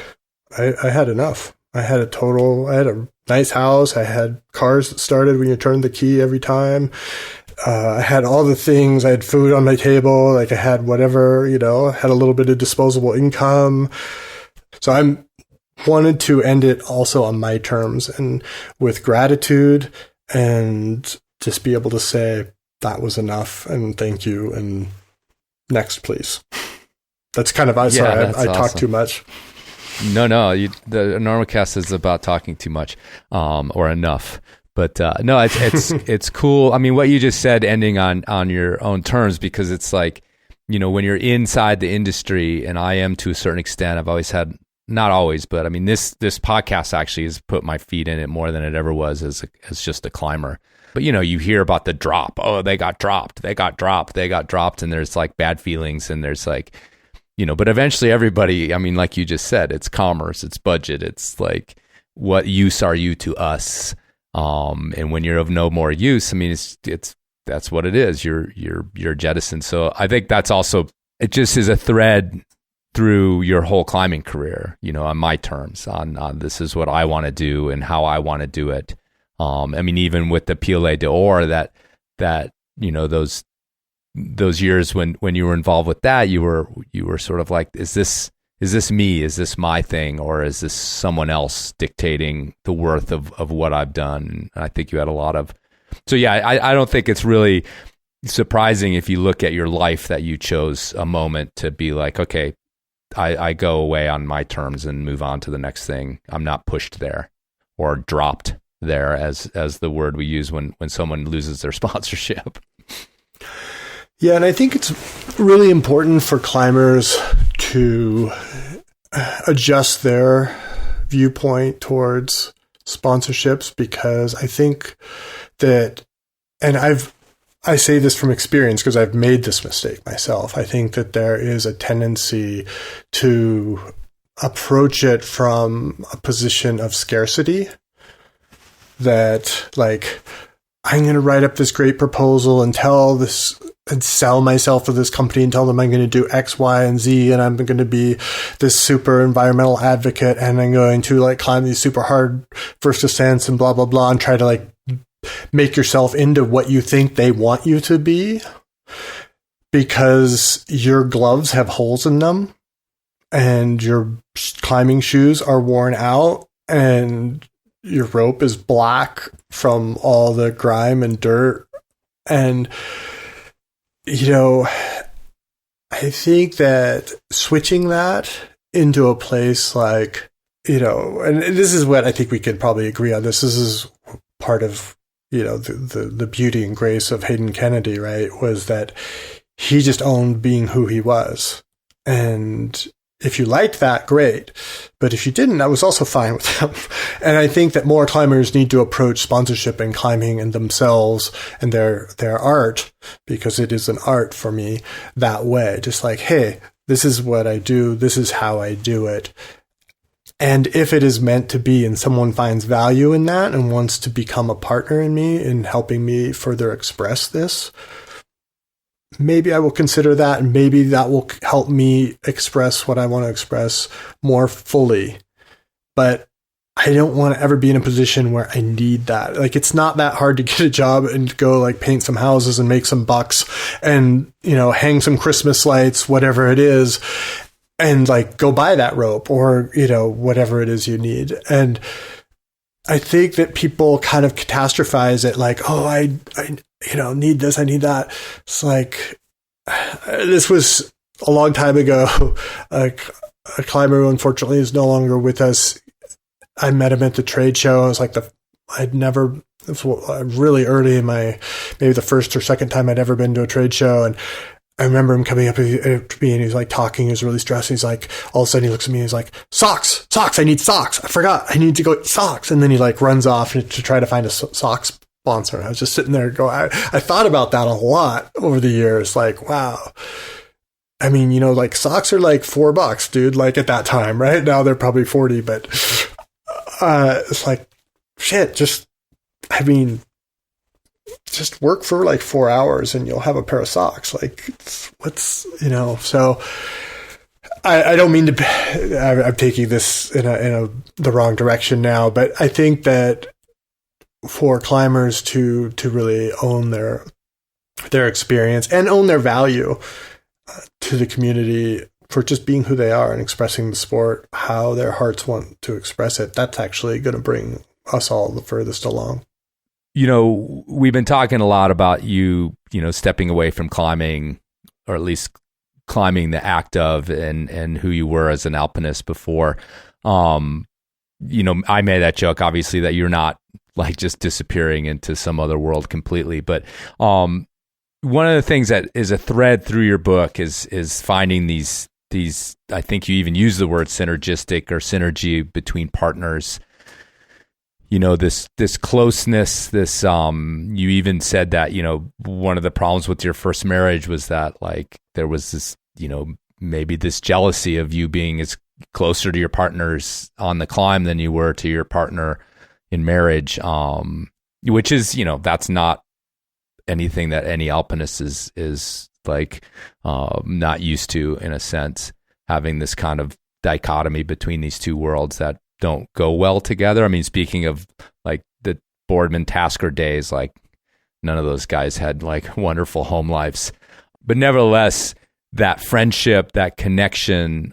What about that in your life? I mean, obviously you're happily married to this wonderful woman who I happen to know a little bit and think she's amazing. At least what I know of her is only a little bit, but she's always been such a joy to hang out with when you guys were around here more often. And you've got that, but what about this this connection that you used to yearn for and actually spent an inordinate amount of time thinking about, and how to find this again, when you'd found it one time and then you spent the next few years searching again. Where is that in your life? And is that, a hole that is still there, or are you finding ways to fill that just with family or friends professionally or anything else? I think that this is part of the beauty of growing older too, that I've learned to approach, connection with other people from this realization, just with what you said with my climbing partners. People would ebb and flow in my life as a climber. And, while I have these incredible relationships with like Barry Blanchard or Mark Twight or my friend Steven Van Sickle that I've climbed with a bunch, who I'm sure will listen to this and be tickled to hear his name mentioned, or Marco Prezel or Vince Anderson, or these people like who I actually don't see them very much anymore. But that's part of life too, I've come to realize, and it's just sort of the scarcity abundance mindset almost, whereas I used to feel like I finally got like a great partner and I was like holding on to them so tight, and then they would transition out and I would be so devastated. But I've learned to view it the other way. Like when it's time for someone to go their own way and to no longer be part of your life, the best thing to do for them and for you is to let them go. And so, for sure, I have incredible relationships, in all the normal ways, like through work, through like some of the athletes I've coached, some of my coworkers, my other areas of interest in life. I'm making friendships and building friendships, and those are incredibly rich relationships, and they also won't last forever, right? And that's okay. And so I think that I've really, sort of just come to accept that, I think, and appreciate that. And it makes me appreciate those relationships I have when I have them. And it's all that sort of idea of impermanence that we've all, struggled so hard to wrap our heads around, but is so very real. And as you get older, it becomes a little easier to keep it in perspective, I think. We joke around about, there's romantic relationships, and then you've got your partner, your climbing partners, and like, people are like, oh, we had a shiver bivvy together, or whatever.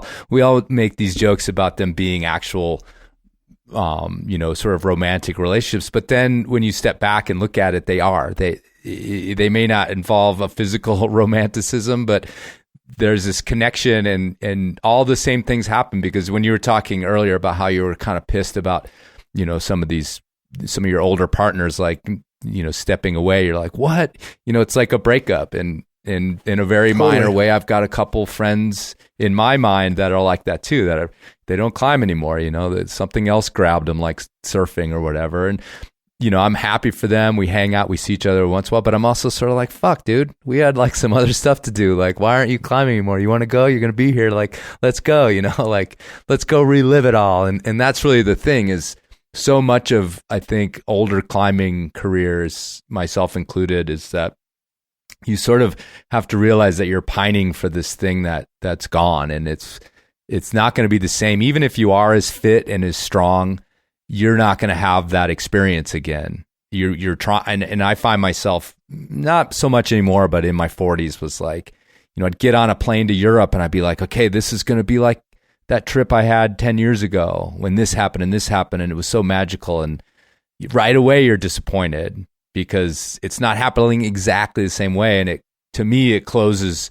I realized it was closing me off to these possibilities of what the new experience was going to have. And it sounds a little bit like at least your transition was a lot like that. Like, no, I have to go have that experience again, and I have to find that connection again, exactly the same as it was before. And I think you're right about growing older. It's like healthy anyway, is to realize that no, those are gone, and you can't relive them, even if you could get into the shape you were in or whatever you think it would possibly take. So I think that is about relationships as well, because I think I also romanticize romantic relationships I had that were terrible in the time, but you're like, well, that was, like you think, oh, that one girl that I dated in my 20s she was pretty rad. And it's like, no, at the time it was a mess. You know what I mean? Like it's no, like totally. Climbing is like that. We're like, it's like our old flame and we want it back, so to speak. I think it's a great analogy and great words. I think a lot of people like hearing you talk about it that way. I think that there's this process. One of the themes that I feel like we've been kind of talking around a lot is this process of, there is a process to letting go of something. And there's also a process of engaging with something. And for something as complex as climbing, it is a lot like a long-term romantic relationship, in that, you're going to have 15 different relationships with your wife over, 30 years or whatever it is, just like you're going to have 15 different relationships with climbing over 30 years of climbing. And we should embrace that as something beautiful about it, not just like long for how it used to be, because that just leads to suffering and disappointment.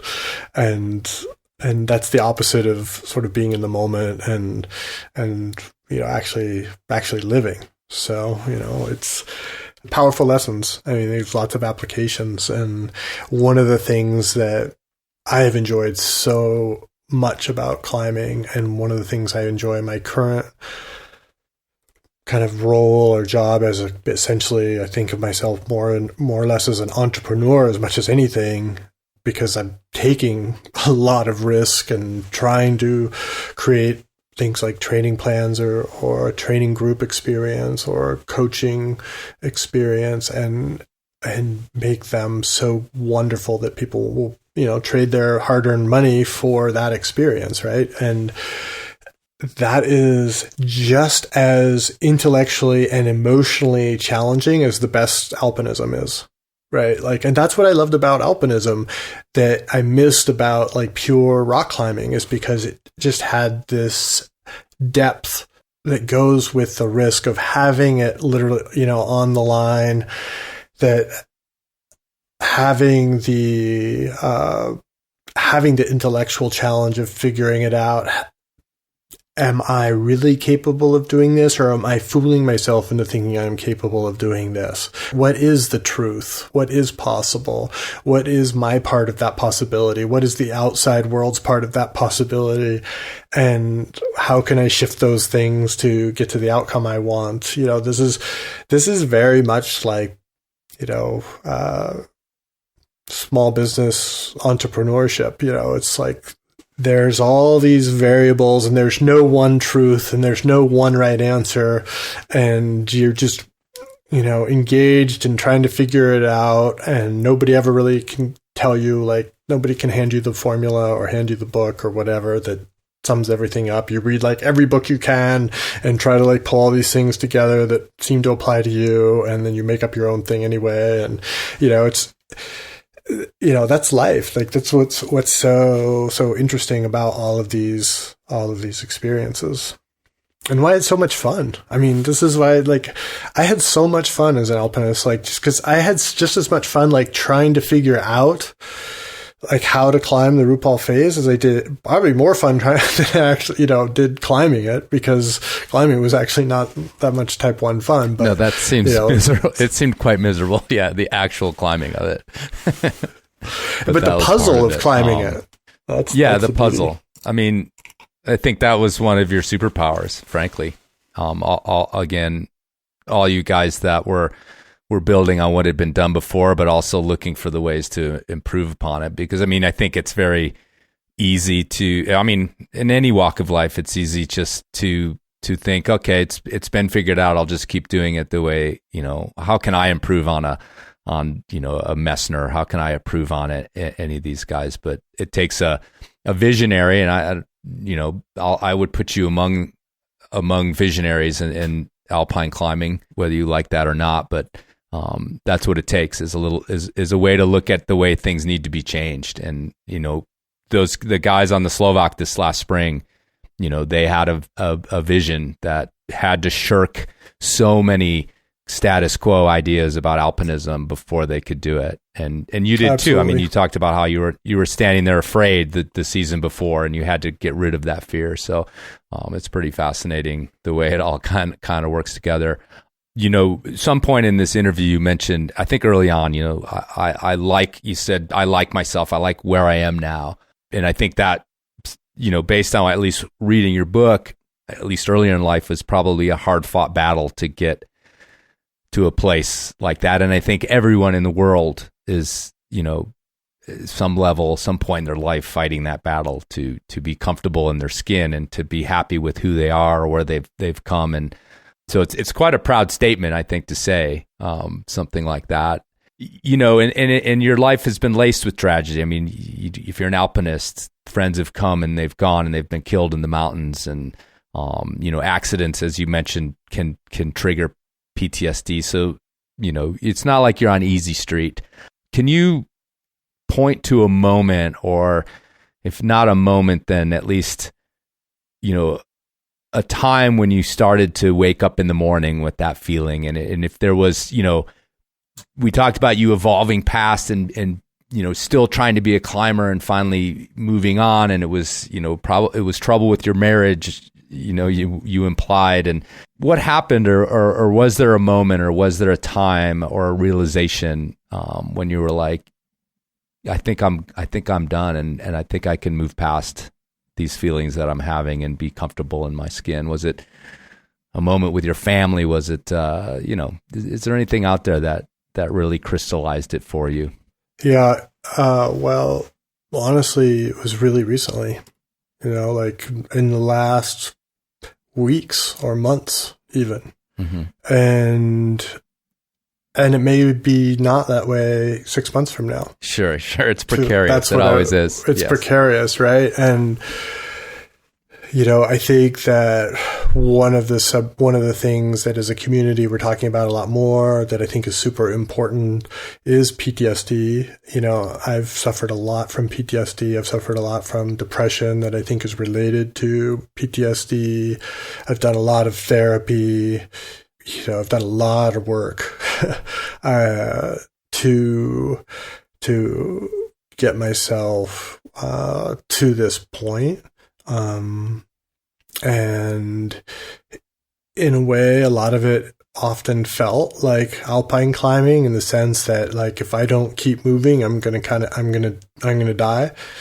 And so I got to just this seems to be the way forward. So you just sort of swim through the fog to try to, because you think that's the way forward. And And then you have periods where it truly comes together, and you feel amazing, and it's going really well. And I think I've been through some really difficult times, and one of the things about going through difficult times is it makes the good times that much better in a way, because you're like, wow, like 6 months ago, like I was in the shit, like that was not fun, but now I'm like so lighthearted and feel so good when I wake up and that kind of stuff. But that could change too, and I try not to get too, anxiety is another part of it for me,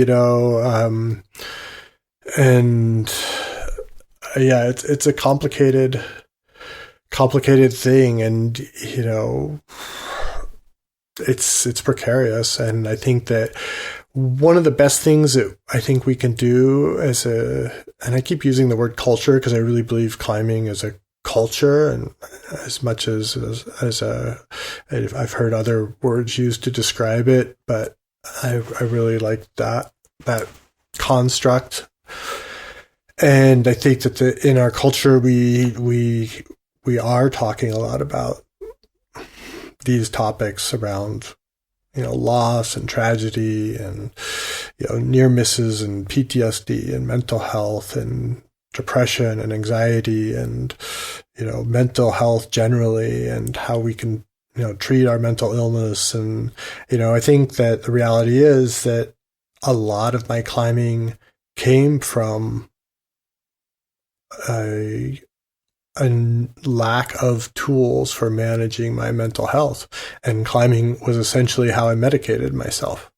I just, a little bit, it's just my unique, or not, probably not unique, but my specific makeup and how I show up in the world. It was like a little bit of feeling like I was not enough, a little bit of ADHD, hyper-focused, style. Like, how many of your climbing friends, Chris, have you been sitting around and they, when you're 4 beers into the campfire, they're just like, yeah, man, if I hadn't found climbing, I would have been a criminal or something, right? Like I don't know if since the advent of climbing gyms, if that's so much the conversation now, but in our generation, for our generation, that was mostly the conversation. It was like those other guys around the campfire when we were both 24, 22, whatever. I mean, they were all saying that, I wasn't, because I didn't come from that kind of, I just didn't have that gene or whatever. I didn't have that makeup, but most of my friends did. And that was what they were saying to me. And I was just like, whoa, okay. And I didn't know why I was doing what I was doing, but I was definitely expressing something that through my actions, which manifested as climbing, that I didn't really understand. And thank God I found climbing in a positive way to express them. And this is one of the things that I want to change the conversation, or start to be part of this new conversation around what is success with climbing. And not that we have to overly define it, but I want to, try to show and express a roadmap for people that there is another way other than, kind of accomplishment after accomplishment after accomplishment. And I'll use Uli again as an example. I think I could also use Hayden as an example too. But like with Uli, it was, for me, frankly, more acute because he was 40 when he died. And I knew from our personal conversations that he was so close to being done with that and ready for the good stuff. Like, I feel like right now, honestly, I'm doing the most important work of my life. Like, I am creating something that provides a lot of value for the community that supported me and allowed me to do all that climbing for over the years. I finally feel like I'm truly earning my keep and then some, and giving back. And Uli was right on the cusp of that, right? And, Hayden, had he, lived to a ripe old age, that was in him too, that core goodness, right? That he would have, like his parents have that, he's just like got this, like, such a good person in there, and that would have eventually come out and expressed. And there are people who show up and they go to university and they are like that when they wake up in the morning, every morning, and they go on and they have amazing careers and make incredible impact on the world. And then there's us who are like these misfits, and we have all these whatever things that we work through, but we have climbing, and that helps us process, and we work through that. And then, you found this role as, kind of chief storyteller of our community, I would say, and almost historian in a sense too, like recording all these tales and asking all these questions and having these conversations and archiving that. And there's a million ways to do the great work of your life that is actually the climbing is just preparing you for. And I could not ever create and build Uphill Athlete had I not been in climbing and done what I'd done in climbing for so long, because everything I learned from that process and learned from the people I met in that process. I got to sit around in meetings and listen to the Chenards talk and listen to these incredible, minds in the outdoor industry talk about marketing or talk about, I learned so much. I went to the school of life for 20 years, and I absorbed so much, and now I'm able to put all these things together and create something new that's hopefully valuable. So this is where I feel like I'm on my soapbox again here, but this is where I feel like with climbing and with outdoor sport, we need to really move away from this. And I think social media, frankly, is making it worse, not better. Because of the news cycle so short now, I want people to engage in their process and engage in expressing themselves and worry about and have a really long-term perspective on it and developing themselves, and know that they will develop into something better and more powerful, and they will show up as something. And by powerful, I mean good power. I mean agency in the world as they grow older and mature and learn more. And that's also something, in this day and age of ChatGPT and all this, that can never be reproduced by a model, right? This is truly an organic process, and only us humans can experience it. And so it's only going to become more important and more valuable.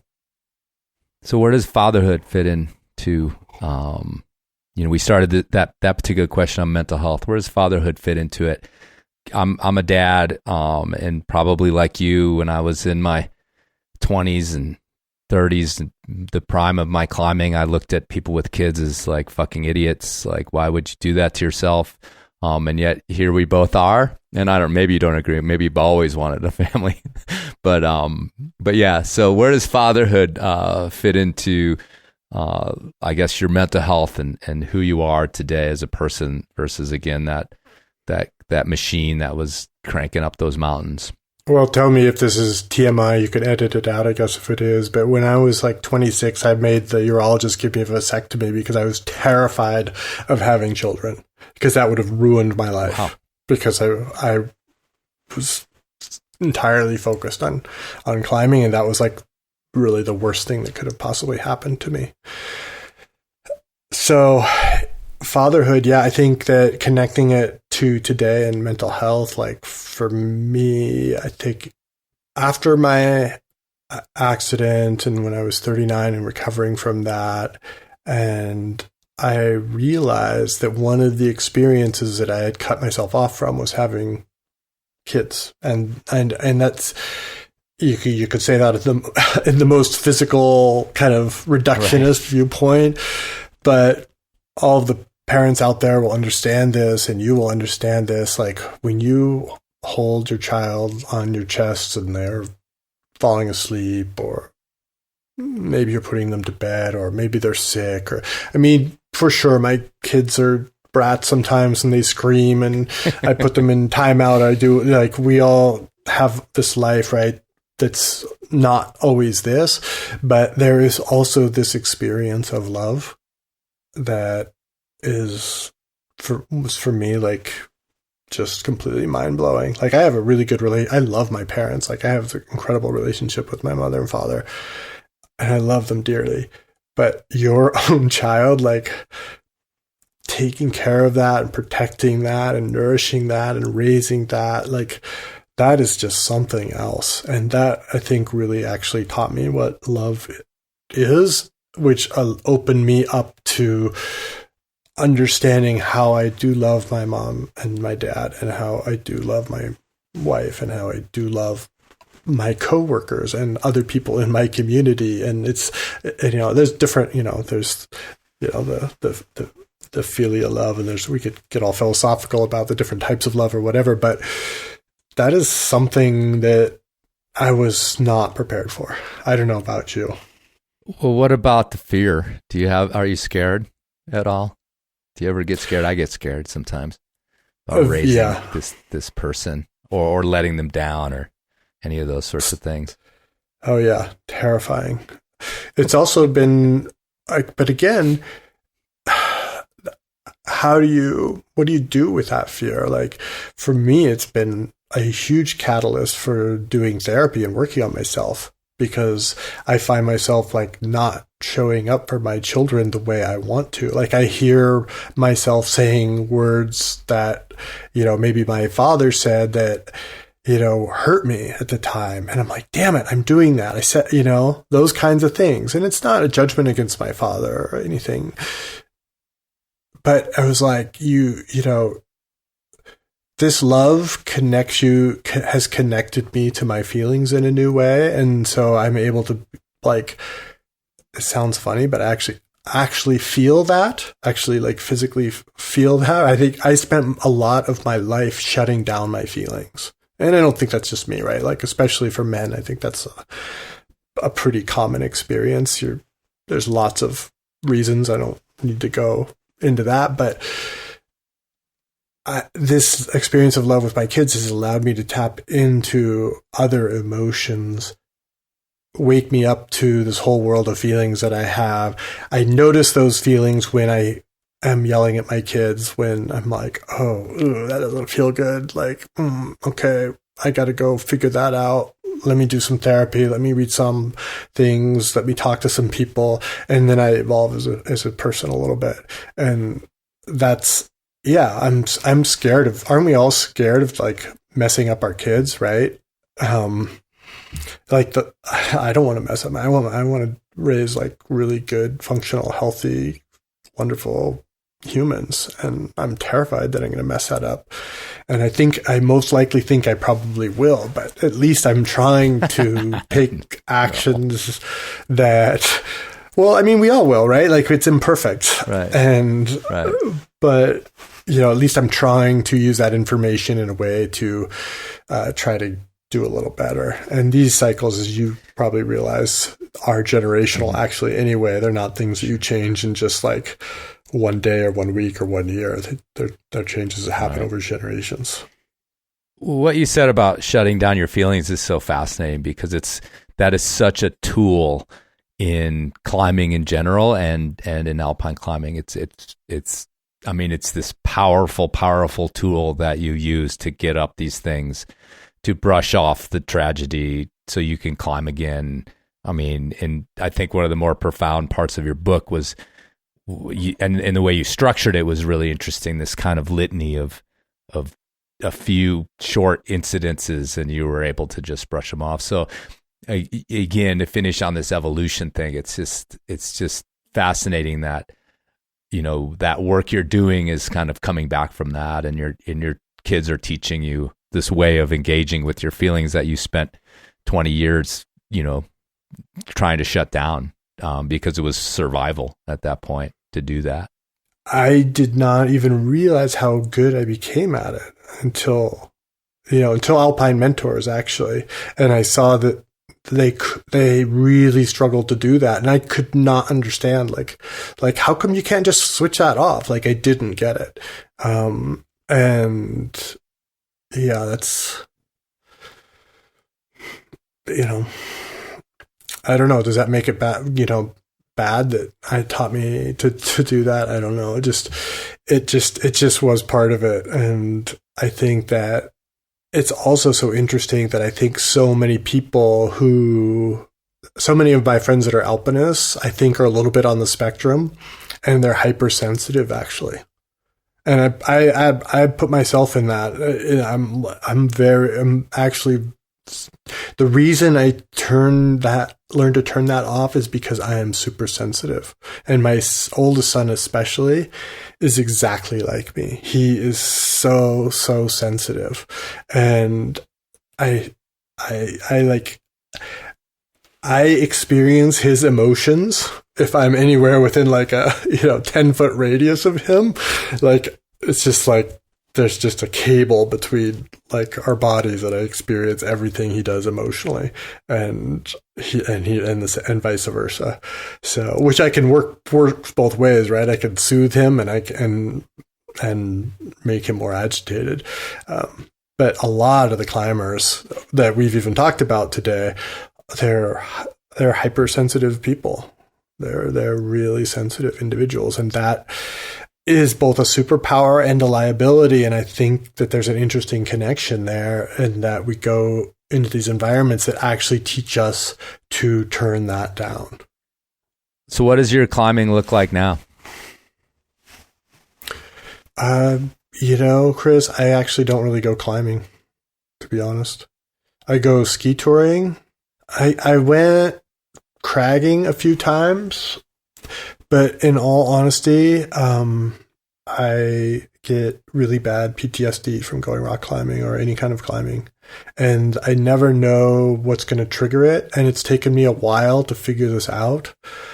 But I finally accepted that and just let that be what it is, because last spring, what happened was I actually got I ruptured a joint in my second toe, trying a route that I think you've done out there. I tried it with Hayden, who floated it, of course, out in Unaweep, this 12 plus thing out there. And I ruptured a joint in my toe, and it forced me to not climb for almost 2 years. And then when it healed, I went climbing, and then I recognized that I was having essentially like flashbacks, and I could never anticipate what would trigger it. One time it was literally just a way a backpack was leaning against the base of a crag. It was just how it happened to be sitting. It just like took me to this other place in this other time, and it was like falling off. It was like literally having this feeling like I'm just like falling through infinite space. Like, that's how I experienced that. And then just being like in the worst depression, for weeks afterwards. So I don't go climbing anymore. I go ski touring. I take my kids climbing, and, and for that, I tell them that Daddy's a mountain guide. That's all they know about my climbing. And it's only about having fun.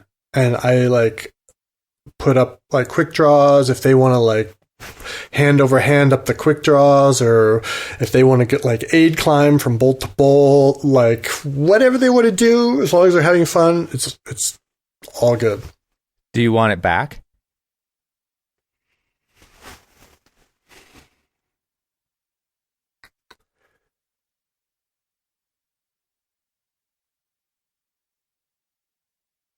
No, I don't. More accurately, I should say, there's parts of it I want back. Like, I've essentially lost friends, like you were saying, your friends that are into surfing or whatever. Like, I'm one of those guys, like, right? Like, I ski and I don't climb. And so, I don't get to hang out with Marco, for example, because he wants to go climbing. And I'm like, I'm not going to go climbing with you, buddy. I'm really sorry, but I can't. And so, yeah, there are parts of that, but there's also other things that I'm really super passionate about doing. And the reality is I did so much climbing in my lifetime that it's like, do I really need to do like another couple 100 days of climbing in however many years I have left on this planet? Like, like I did thousands of days of climbing in my lifetime. Like I've been everywhere. I've climbed so many routes. Like, you know, I don't know. Right. And you're into flying now, right? Yeah, I've been working on my private pilot's license for about 1.5 years, and I'm about to graduate here in the next month or two. So that's I love it. Like I don't know. No, people don't know this, I don't think, about me, but you know, when I was a kid, I wanted to be an aeronautical engineer. My heroes were always explorers, like, you know, the trappers, and the Oregon Trail went through the town I grew up in Oregon. And, you know, I was like idolized like Lewis and Clark and, you know, all those kinds of stories. And so it seemed to me that as I grew up that the only kind of remaining exploration to do was in outer space. So, you know, very typical kind of child. So I wanted to be, and I just saw, okay, well, I'm going to go and I'll become an aeronautical engineer and a pilot, and maybe I could be an astronaut. Well, then I met real climbing, and that whole dream went right out the window, and I never saw any of it. But one of the things I loved about climbing in Alaska is I love the flying, because you're in and out of bush planes all the time.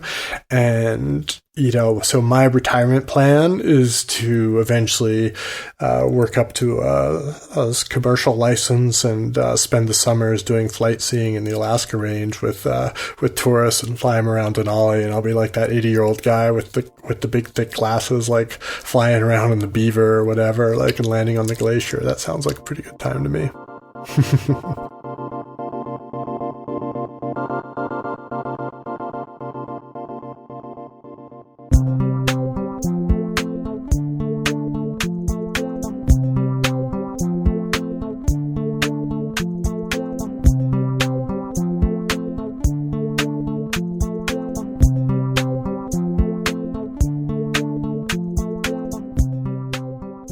All right, folks, thanks for listening, and thanks to Steve for doing that. And you know what? Thanks to Steve for bringing some gear.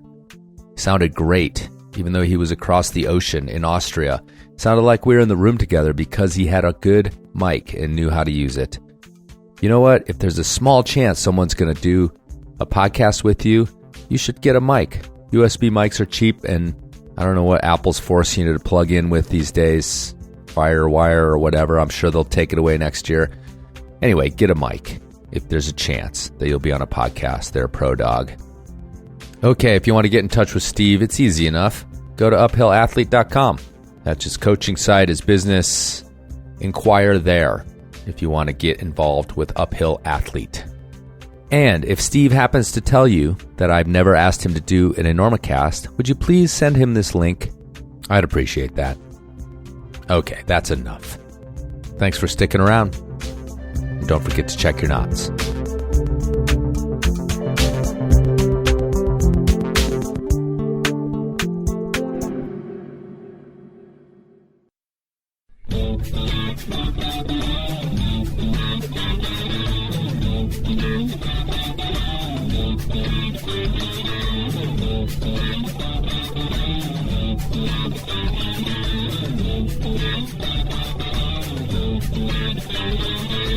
Fear is the path to the dark side.